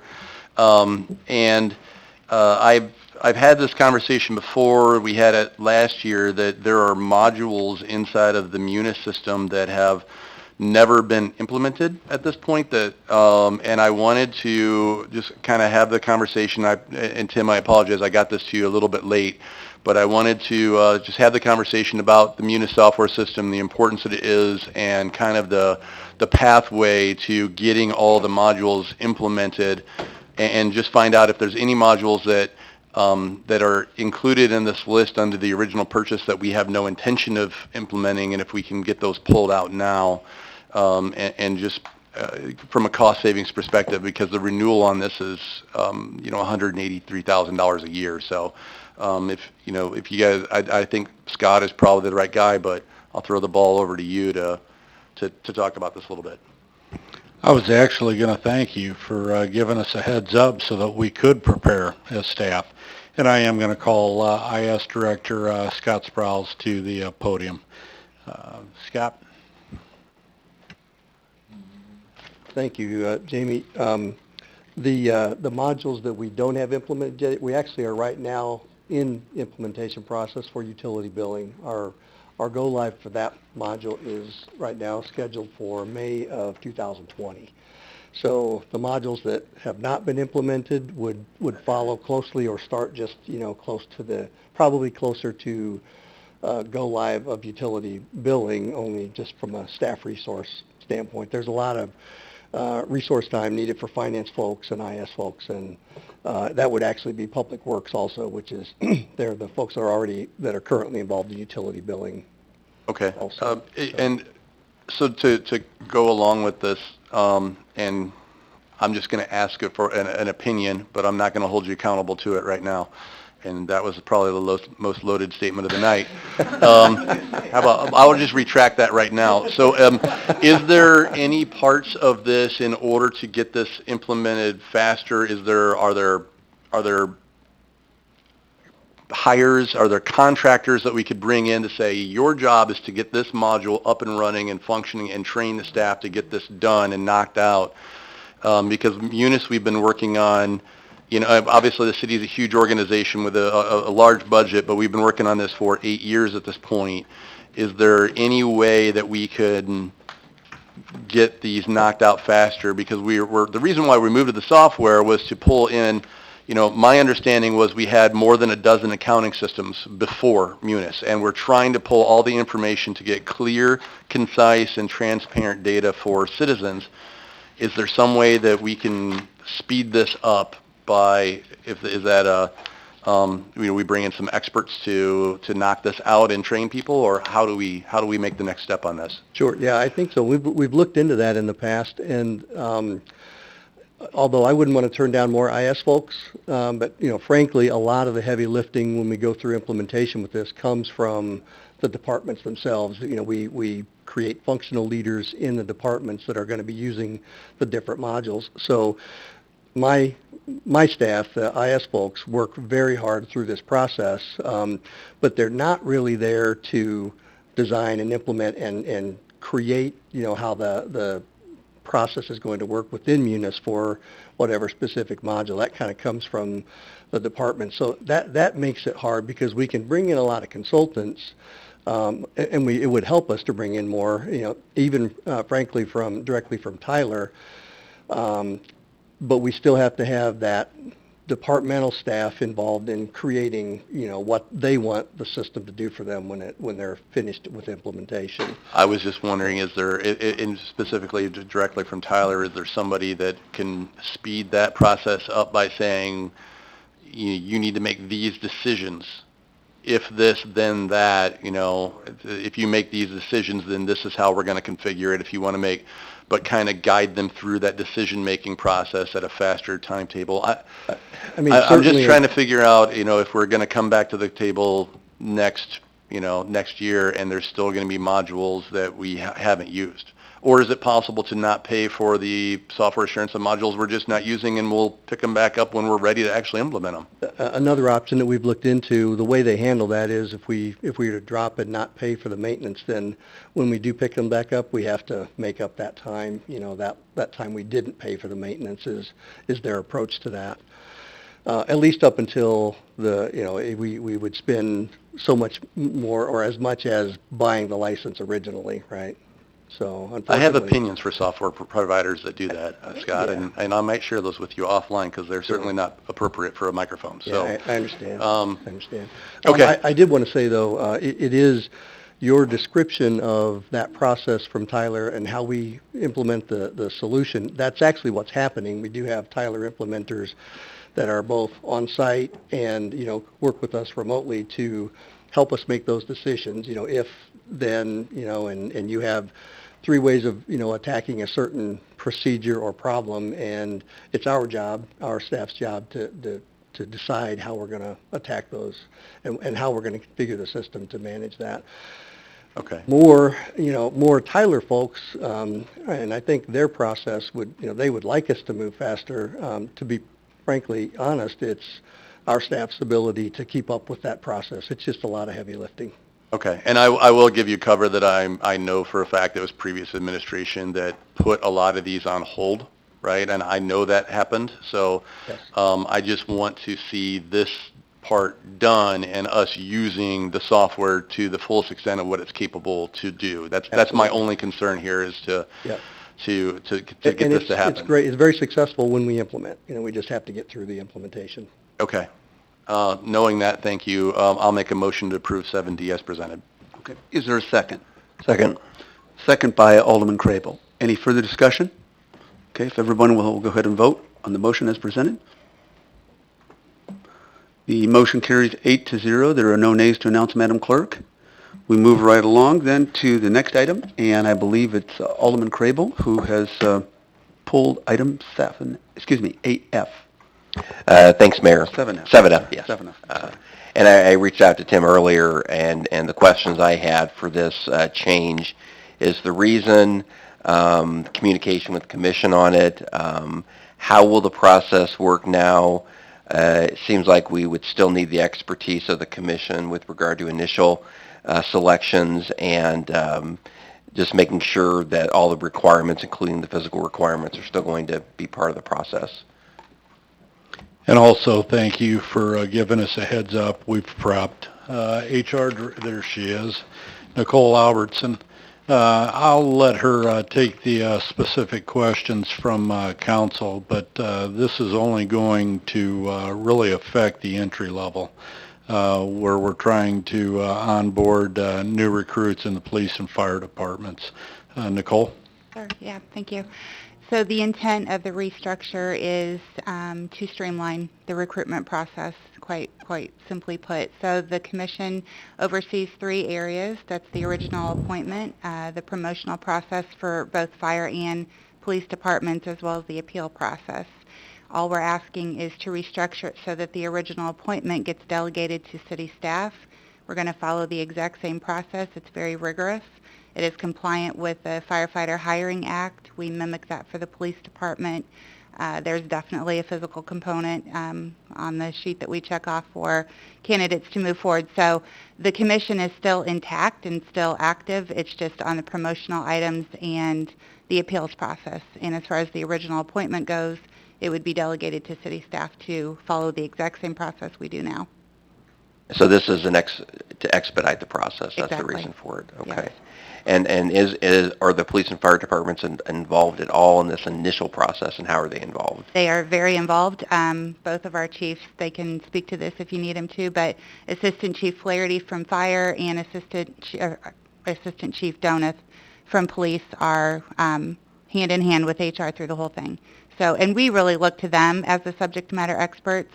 I know you mentioned concern about having the commissioners still involved as far as the expertise, but I will let you know on matter of fact that the commissioners defer a lot to the chiefs for their expertise and who we hire and who we need for the department.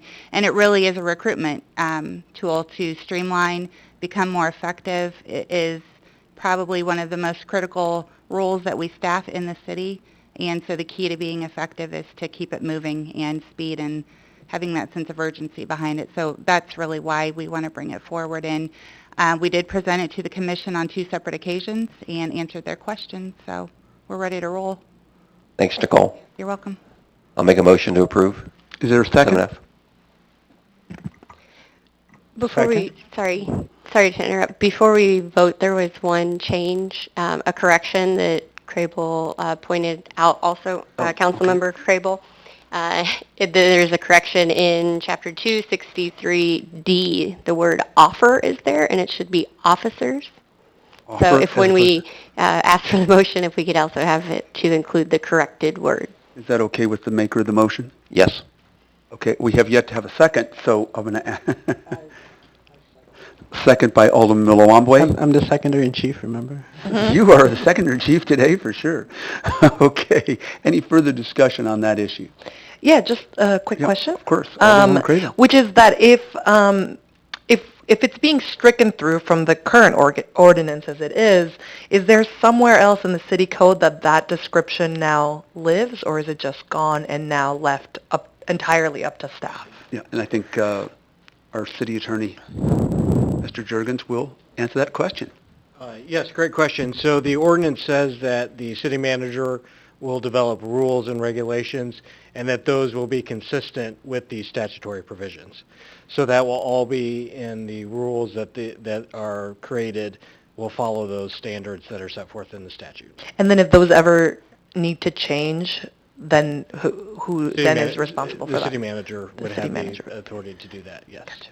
Yep. Okay, thank you. And then, just to add to that, unless it's the case that the council decides to change that, correct? Right, absolutely. It's all coming under this ordinance structure, which So it's not like some permanent City delegation council, of authority right, that we exactly. can never come back to, just to, so that we're all clear about that. Absolutely. Understood. Thank you. You good? Mm-hmm. Okay. Any other questions? Seeing none, if everyone will go ahead and vote on that issue? Okay. That one also is a 9-0 vote. There are no nays to announce, Madam Clerk. And I will go to the regular agenda. But before we begin the regular agenda, I would like to turn this over to a brief comment from our city manager, Mr. Gleason. I made the request of the mayor and the council that we table 8D and E, and that will be a discussion at the Committee of the Whole on June 17th. Okay. All right. Without objection, that'll be so ordered. And then we move then item to item 8A, consideration and action to ratify a contract with AFSCME Local 699, who represent the workers at the Bloomington Public Library. And a brief introduction by Mr. Gleason, and then I'll look for a motion and perhaps brief council discussion. Thank you, Mayor and Council. In keeping with our fairly recent tradition on collective bargaining agreements, we bring this before, there's Jeannie. We bring this before Council. I guess my quick comments before I turn this over to Jeannie Hamilton, the librarian, is just to recognize what I heard about this process. We've got Renee Nestler, the business agent for local AFSCME 699. And Jeannie, this contract is very similar to what came before Council a couple of months ago for our AFSCME 699 employees. So I'm going to say congratulations on the front end of this. Thank you. Thank you. So this contract does cover 64 full-time and part-time employees at the library, and it's for a 3-year term. And due in part to Tim's hard work on this side, we only had 3 half-day sessions and 1 full-day session, which is, I think, a record for us. And we worked hard to develop creative solutions to develop a fair contract addressing a variety of topics, including... And just let the record know that Renee Nestler is nodding. Addressing a variety of topics, including sick leave buyback, and if approved, the contract will expire on 4/30/2022. Questions of Ms. Hamilton? Yes. I just had one. So one of the little minor points that was in here is that the library is going to be now closed on the Friday after Thanksgiving. Can you give us any kind of numbers or anything, what the impact of that was, like how many people actually came to the library? I mean, I know that's obviously a huge shopping day, but is that going to affect many residents? It will affect some, as always, but we did look at that and we felt like it was pretty low as a hard day to staff. I haven't looked at the numbers in a while, but I want to say it was like 200 people, and our average day is 1,000 people, so it's pretty minimal. Okay, thank you. Okay. Is there a motion then to approve? Alderman Craybill. Just a couple of questions I want to clarify. It looks like as part of the agreement, we're increasing the maximums for sick leave buyback. And then I also had a question of, it says effective May 1st, 2020, all bargaining unit employees with the exception of custodians will receive an across-the-board increase of 3%. And then it talks about the increase in custodian pay, and I'm just curious why there's a difference there. Why do they have to be separate?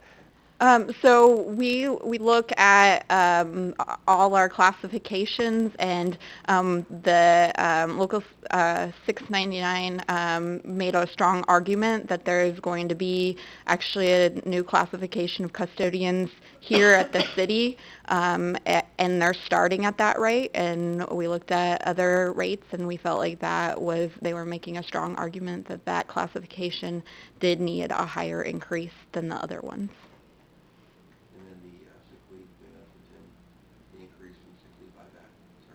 Yeah, so we did mirror what the city did with that, and so I don't know if you want to speak to that a little bit more.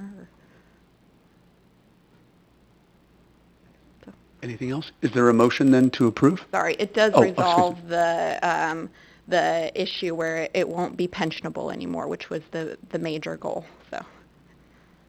Okay. Alderwoman Carrillo? Just congratulations, and so moved. Okay. Move approval. Is there a second? Second. A second by Alderwoman Painter. You can't be second or chief on everything. Johnny beat you to it. Okay, at this point, any further discussion? If everyone will go ahead and vote then. Motion carries 9-0. No nays announced. Madam Clerk, thank you, Jeannie. Appreciate that. And thank you, Mr. Gleason. Thank you for helping to lead this. And to see Renee smiling at this is just music to my ears here. So we move forward to item B, consideration and action on the ordinance establishing the downtown cultural district and adoption of the boundaries thereof. And I'm going to turn this over to Mr. Gleason, and then a brief presentation by Jim Mack. Thank you. Thank you, Mayor and Council. This is, I think, a long time in coming, and tonight is the night. We actually have the good fortune that Alderman Matthey, Alderman Crable, both serve on the Cultural Commission, and we're very much a part of this. Jay, Ted, Eric, you don't have comments, do you? Okay. Jim is the BCPA manager, and he's got a brief presentation to walk us through this and then hopefully get council support and approval. Thank you. Thank you. Thank you, City Manager Gleason, and good evening, Council. As stated, my name is Jim Mack, and I am the manager of the BCPA, and I am also the staff liaison for the Cultural Commission. To my left is Ron Crick. He is the Vice President of the Commission. We come here before you today for consideration of establishing an ordinance recognizing the downtown cultural district with the recommended boundaries. I would like to show a short presentation of the route the Cultural Commissioners used to reach their recommendation, followed by Mr. Crick answering any questions you may have.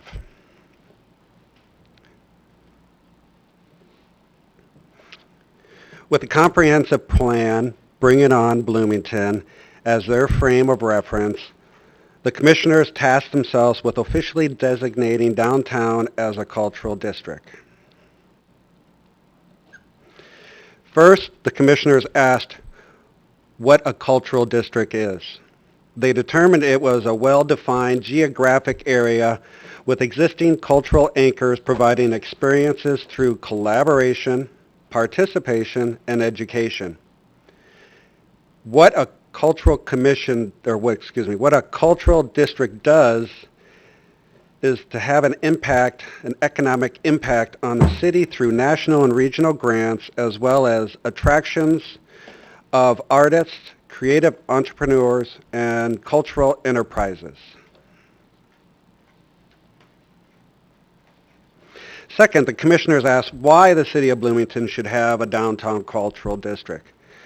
Well, the Commissioners, they determined it would indeed provide additional funding through grants from, for an example, Arts Midwest, National Endowment for the Arts, and the National Endowment for the Humanities.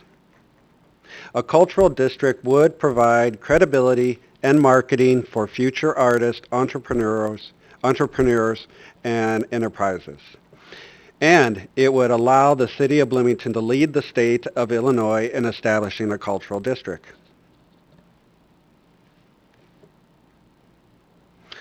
The Commissioners also determined a downtown cultural district would have the potential to boost property values, incomes, and employment, draw new people and new investments to the downtown.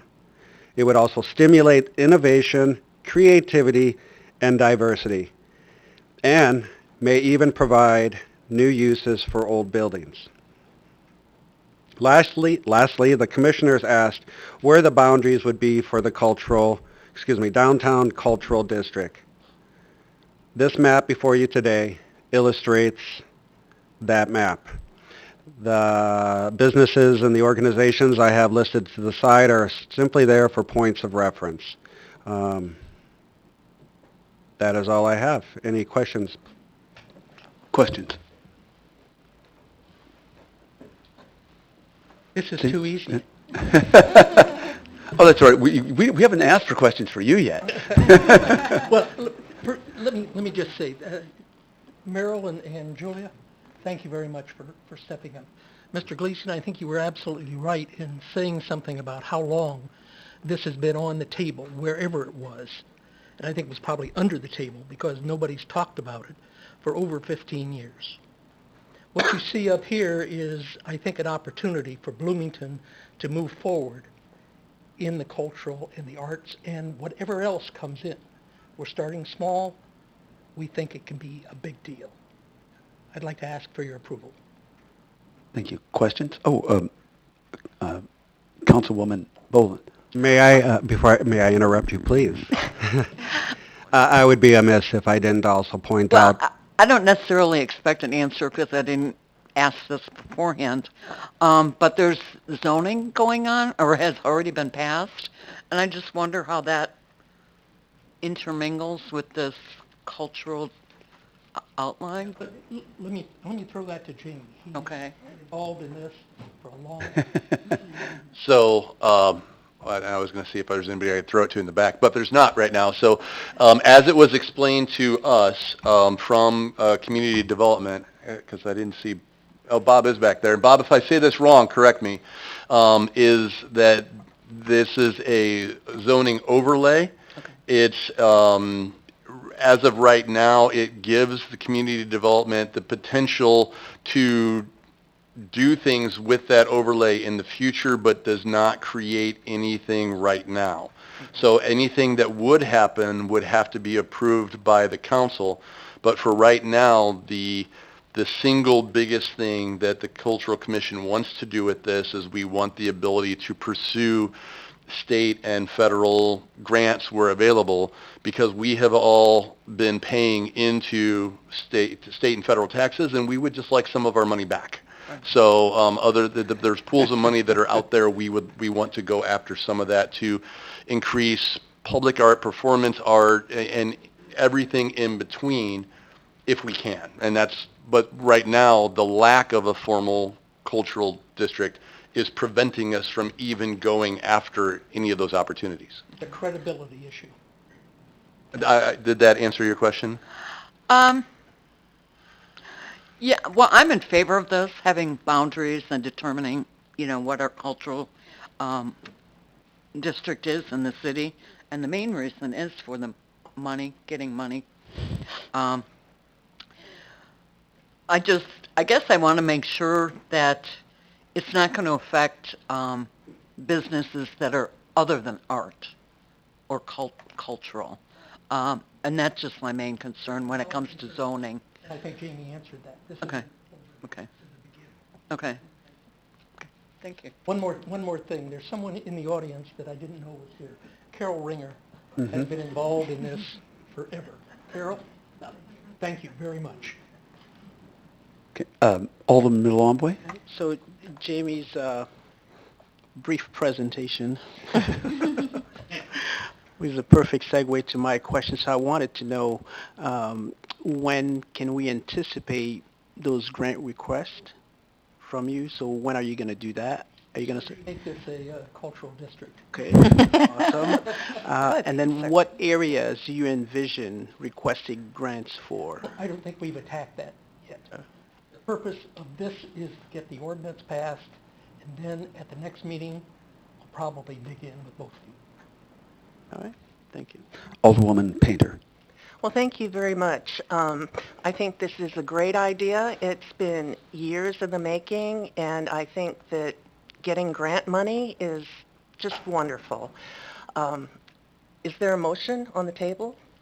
I would like to move to accept this. Okay. Moved by Alderwoman Painter. Is there a second? Second. Several seconds from Chief. Wow, aggressive. I'm going to go with Alderwoman Emig. And you're not seconder in chief anymore. Okay. Were you finished? Yeah. Okay. Alderwoman Carrillo. Oh, no, I forgot because I got so excited about who was going to second it. Oh, so the one thing I was going to say, I'm really supportive and very excited to move this forward.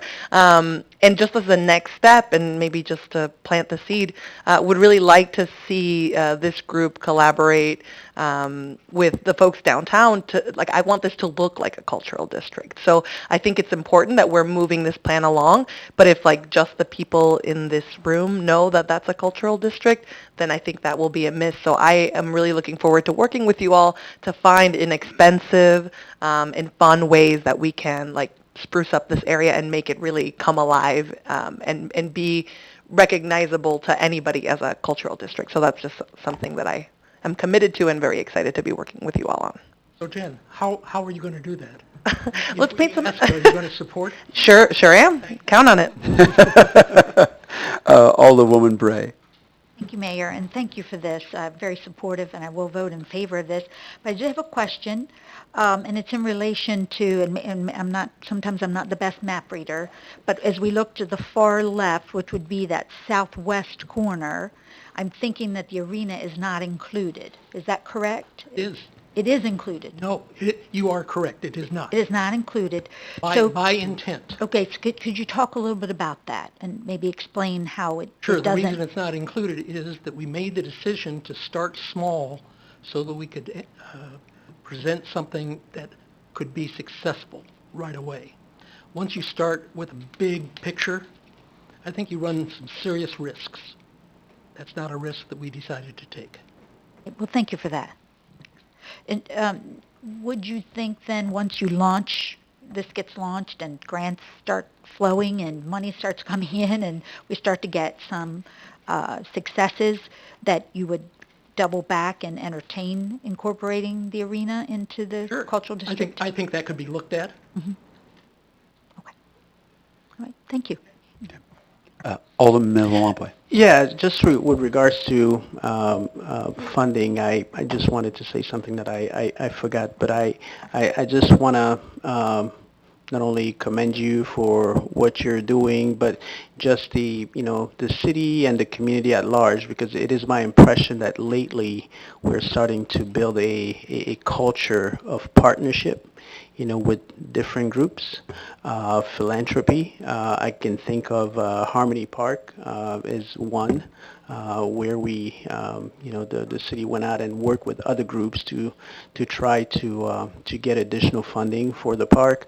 Just recently, I had a meeting in my ward, and people were talking about that very fact. So we were talking about a park, but they also talked about the possibility of fundraising to add different amenities. So I just wanted to note that we are now seeing a culture of philanthropy in the city that I think is very positive, and it's only going to, bring us more money in the future. Well said. Thank you. So let me make one more comment before you vote. What I heard from most of you is you like the idea of grants and all of that. Understand that you don't flip a switch for that, okay? Because we're not going to see something tomorrow, but we are going to start planning. So, having said that, thank you. Okay. At this point, excuse me. Start again. Go ahead. If everyone would please vote on this issue. I think I have one more. Alderman Craybill, if you'd vote again, if you voted already. Thank you. Motion carries 9-0. There are no nays to announce, Madam Clerk. Thank you so much. Thanks for all the work you've done, and thank you, Tim. We're going to move right along to our last item on the regular agenda for the evening, and that is consideration and action of a resolution approving acceptance of the Illinois Housing Development Authority's Home Accessibility Program grant in the amount of $100,000 and an ordinance amending the budget ordinance for the fiscal year April 30th, 2020 in the amount of $100,000 as requested by the Community Development Department. And I'm just going to go ahead and turn that over to you. Thank you, Mayor and Council. 8B was a perfect segue into 8C, where somebody mentioned that they like receiving grant money. Well, with approval tonight, that's exactly what's going to happen. This is a new program that Illinois has. It's the Illinois Housing Development Authority's Housing Accessibility Program, and a member of Bob Mart's team, Jennifer Toney, was successful in getting this for the city of Bloomington. Also, due to the timing of the grant application and the award, this was not included in the FY20 budget, so that's why that additional piece is included in this request of the council. Thank you. Okay. Questions, comments? Alderman Craybill? Thank you, Tim. Yeah, I think this is great for the community, and I read the letters from the nonprofits saying that they will look for possible referrals to meet the requirements of this, and ultimately who makes that decision as to who gets selected for those type of accessibility improvements. I'm going to punt real quick. Bob, is that something that's held by your department? Or Jennifer, do you want to comment?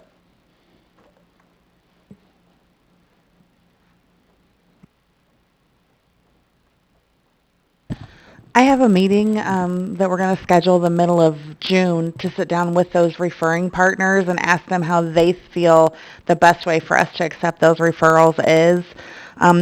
Because we can only accept referrals from agencies that are either Department of Human Services or Department of Aging, it won't be something that we open up to the community as a whole on a first come, first served basis. We're going to work with them to determine the best way to get those referrals. Great, thank you. Any other questions, as long as you're up here? More of a Malombe. comment, actually. It's not Okay. even for Jennifer, but you're welcome to say.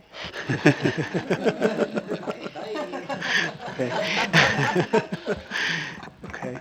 I just wanted to say that I'm very proud that we live in a community that thinks about these things, because having lived in different countries, I know that these are things that people don't always think about. And I've seen situations that were pretty difficult for those individuals who have disabilities. So in the spirit of being positive, like Ms. Fish would say, I think it's nice to point that out, that there are people out there who are thinking about folks who are having difficulty with mobility and other things, and trying to do the best we can to make their life a little bit easier and more independent. So I just wanted to mention that. Thank you. Thank you very much. Alderwoman Emig. I just want to make a quick comment. Thank you, Jennifer, Tony. I know how hard it is to procure grants, and at this scale, it's an enormous undertaking. So I just want you to know we're grateful.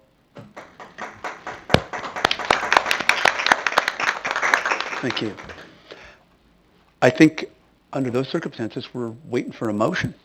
I'll make a motion. I'm going to be the motioner-in-chief now. Motioner-in-chief. Second. Okay, and second by, made by Alderman Milowambwe, for the record, seconded by Alderwoman Carrillo, excuse me.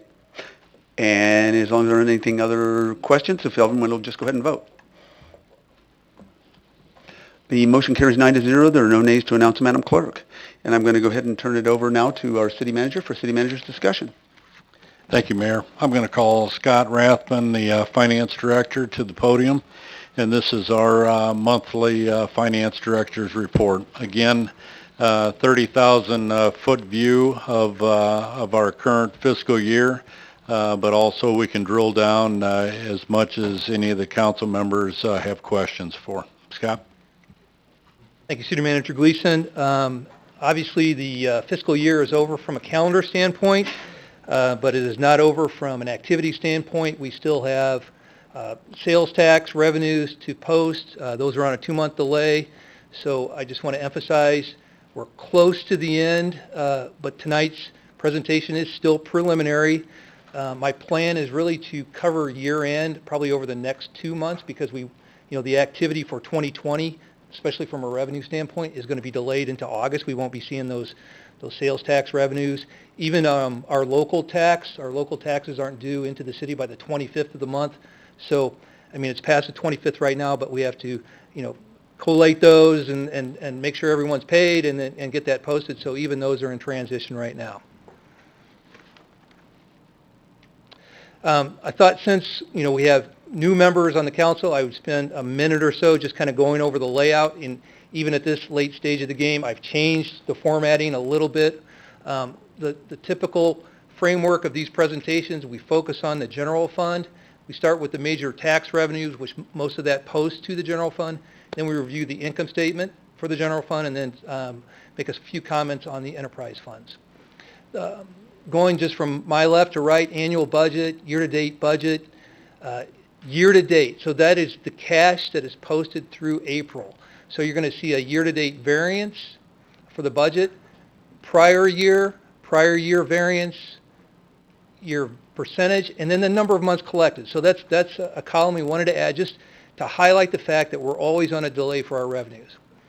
Now, having said that, we are fairly close, right? I mean, we're through May, so we have cash that's posted for May. We in finance know what it is. It's not in the April year-to-date, which we're usually reporting on what's hit for the prior month that we've closed. But I added this projection, total projection for revenue for the year, and that's versus budget with the variance. So most of these, we just have one more month to go. So they are preliminary, but it gives us a good reference for when we go into the next slide for the projection for the general fund for the year. So just running down the list, I'm going to highlight the ones that I've typically spoken about. Home rule sales tax.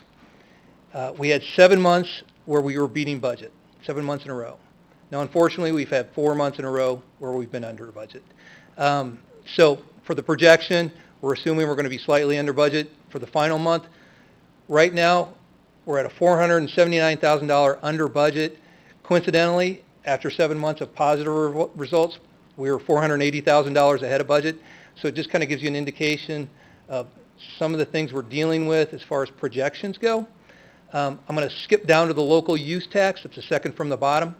That's where the internet sales tax activity is posted from the state. It comes in a different format. It's really actually considered a use tax. So you can see in that category, we're $400,000 ahead of budget. Now, that didn't take effect until October. So if we would have had a full year of that activity, my thinking is that we might not be a direct offset, but it would be a lot closer than the 479 that we saw in home rule. State sales tax, we in finance, we over budgeted that for the year going into the year, but we're experiencing the same results as a home rule. We'll know more about that activity in June when we get the detail from the state as far as our retail locations go. I mean, I think it's obvious. The assumption is, we've had stores closing around town, and then just the trend towards internet purchases. Income tax. This is the one I wanted to speak about. I'm sure most of you heard on the radio or news outlets, the windfall the state of Illinois realized from income tax. It was $1.5 billion that they weren't expecting. It balanced their budget for them. For us, for that month, we had a $500,000 over budget for 1 month. So we had budgeted $1 million, we got $1.5 million. So,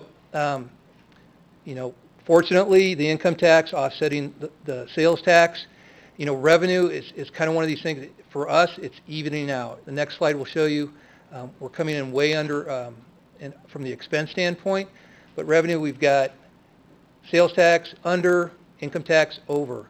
Utility tax under. Food and beverage, I like to highlight that one as well. To me, that's a great indication of the local economy. People are going out to eat and drink. So it just shows what's going on within our city and the optimism that's there. And then the other one I wanted to mention that isn't on our list, because we just picked the top 10 as far as gross volume for the annual budget, is the PPRT, the personal property replacement tax. It went into effect when the state went away from allowing municipalities to have a personal property tax. That's $225,000 over budget, so that kind of goes hand in hand with the income tax component.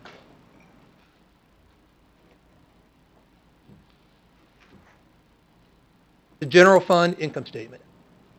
Once again, as I mentioned earlier, I'd like to just go through the format of this statement real briefly. We have the budget for the year, the $105 million. This is the revised budget, so any budget amendments that occurred during the year are going to be reflected in that column. The year-to-date actual is the cash actual activity that's posted through April, and then the revised budget remaining, that's essentially just the difference. And then we have, at the top, you see annualized trend. It's a little difficult to utilize that. That's why I don't speak about it a lot, but this is the reporting format we've been utilizing here at the city for years. It's in the detailed financial reports that we put online. So that's just kind of give us an indication. Through April, we should be 100% through our budget. Well, we had salaries that posted in May that we have to accrue back into April. 7 out of the 10 days that people got paid for in the first pay period of May, we're going to accrue those back. We've taken those into account in our projection column, but they're not reflected. I mean, you can see salaries are at 93%. Taxes, difficult to see, 89%. There's a glare there. So we have 2 months more for sales tax, May and June. We have the food and beverage that's going to hit. But it just gives you a point of reference. The projection. This is the column that we've been updating every month. It's the change versus the budget to get a projection for a year end. So the calculation for the worksheet is revise the budget column plus the projection budget adjustments gives us the projected year end. So kind of skipping to the bottom, you can see we're at a $2.3 million surplus projection as of now. Big change in revenue with the $500,000 coming in from sales tax. Otherwise, we were thinking we were going to be under, or not sales tax, excuse me, income tax, home rule in the state sales tax. Salaries and benefits. Bump that up. You can see that that's a total of about $1.5 million. We had half a million dollars in vacancy savings budgeted. So really, salaries and benefits is coming in right around $2 million under. Next year in the 2020 budget, we recognize, this is one of the things we talked about a lot, the historical trend.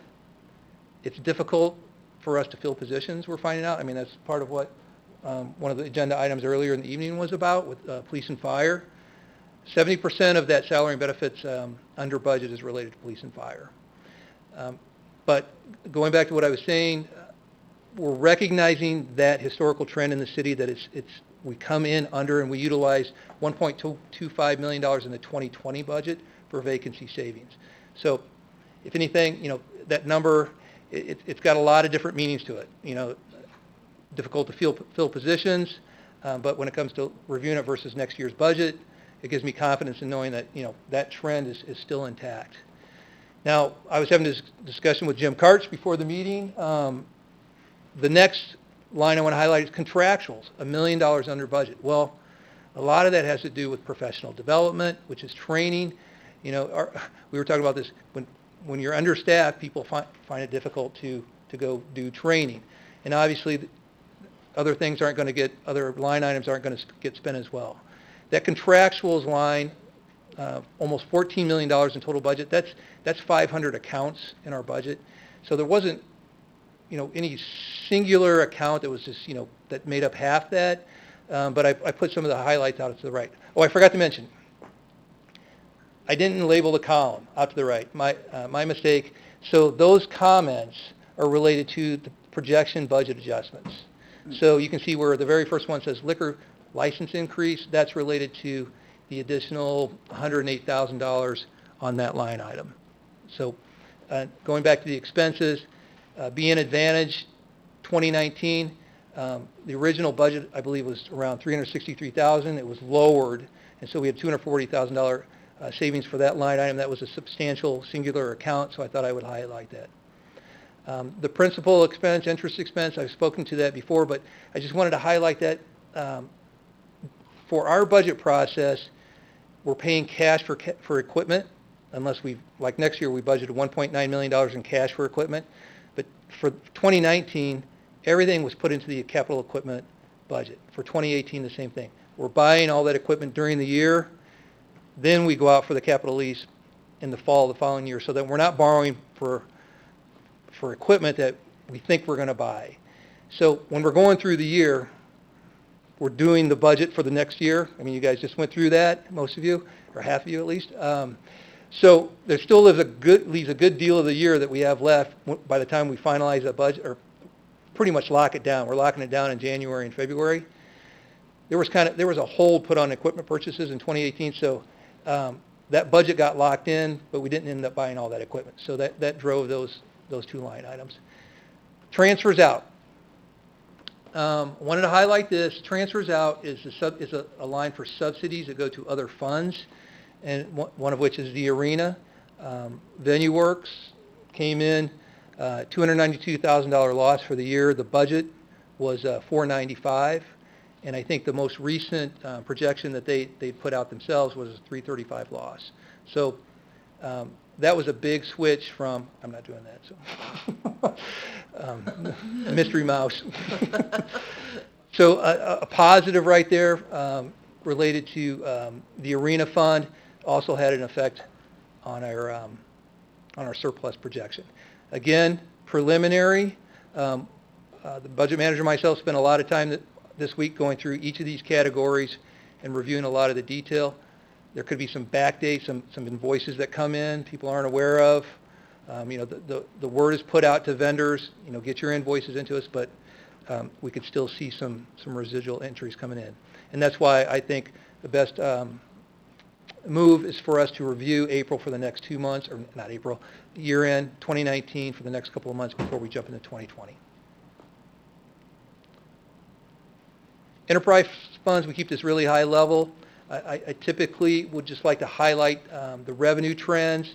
100% cash base. There's some accruals that go back, but water 105, sewer 99, storm 97, solid waste 93. Unfortunately, golf, I've brought this up a couple times.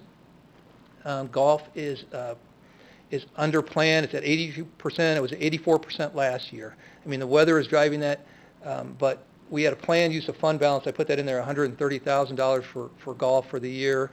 But you can see the year-to-date for golf is at $354,000 loss. It's one of those funds we're just going to have to keep an eye on. And that ends my presentation. Again, preliminary numbers, but we spent a lot of time going through these and try to anticipate, or project, I shouldn't say anticipate, using the last few months, what those revenue numbers are going to look like coming in. So this is our best projection at the time. Okay. Any questions? Alderwoman Bolin. Thank you. I always appreciate your numbers. I just have a quick question. Since we've been a year into the solid waste bulk, is there a savings? Yes, there is a savings. Yeah. City Manager Gleason asked about that today. The projected profit for the year, $340,000. I mean, I hesitate to say profit because solid waste is one of those funds that has a tremendous equipment need, and so they delayed a lot of equipment purchases. In the last couple of years, and this current year specifically. Next year, there's $500,000 in cash for equipment in the solid waste fund, along with their equipment expense or lease expense. So, having said that, yes, there is a savings, and we're anticipating a contribution to fund balance of $340,000 for the year. So you're saying that what I'm hearing is that there was a savings, but you're going to use that savings then for equipment purchases within that budget? Within the 2020 budget, yes, that's Okay. correct. So the savings will roll forward, and we're going to use that to pay cash for equipment next year. Good. Thank you. Okay. Anything else? Thank you very much. Mr. Gleason. The only other item that I had is the upcoming events, and we'll hang that up there as I pass it back to you, Mayor.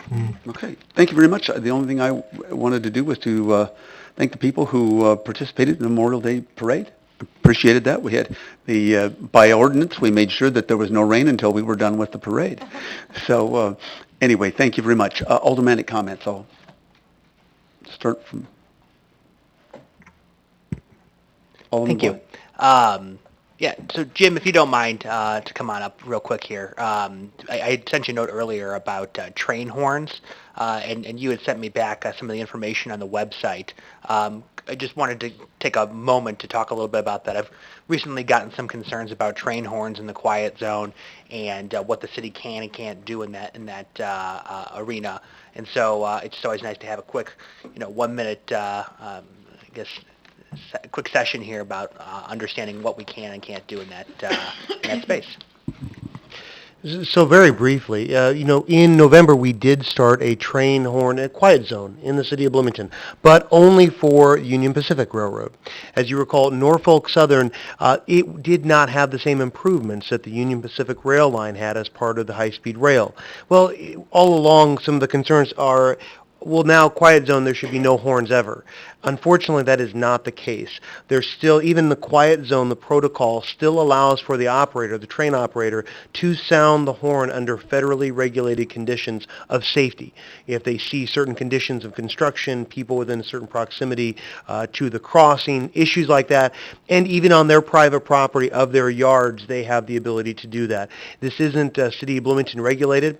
The FRA, the rail, I'm trying to think of the Federal Rail Association.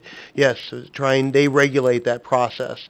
And so all complaints are actually given to them, and they follow up on them with Union Pacific. So we have had multiple complaints since we put it in place, and to our knowledge, there have not been any outside of those parameters. Most of them have been an understanding about what that is. So we do encourage going to our website. We have extensive information on our website trying to lay that out, being realistic about what the expectation should be and what process and what remedies citizens have from that. Does that help answer your question? It does. And so basically, we are not in a position where we can fine or write an ordinance up to one of the railroads for blowing their horn.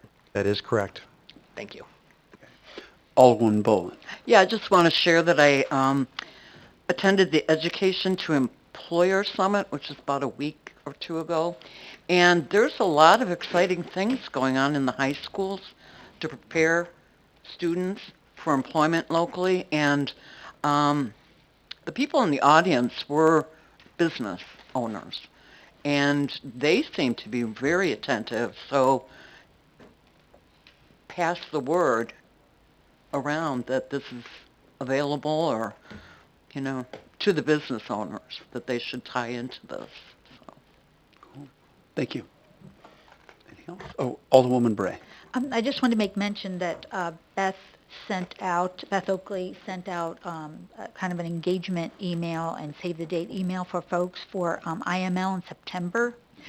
And as a newer member of the council, I attended IML last September and found it very, very helpful and just a great opportunity to understand kind of context and how our city kind of fits in overall in the state, which is pretty exciting. And I'd like to just say, I think it would be great if we all attended IML this year. And so I'm putting it in my calendar. I would encourage folks to do so. And when we go places, I'll say that people notice. And they comment on Bloomington is engaged. Look at the people coming out representing Bloomington. And so I think these IML activities, the folks that came out for the parade, and I know sometimes we take turns being there, and I appreciate all of you that we do that, because then people see that we're here for them, and we're doing our part to make our city better and better. Yeah. So, thank you. And it's not just officials, as you know, who are mayors as well as council members and city managers, but it's also vendors and city attorneys too, who come. But so certainly it can't do anything other than help our knowledge base, but also help the presence of Bloomington throughout the state. Okay. Anything else? At this point, we don't have anything in executive session, correct? Okay. So, is there a motion to adjourn? My seconder-in-chief? Okay. Moved by Alderman Black, second by Alderman Milwaukee. We are adjourned. Thanks.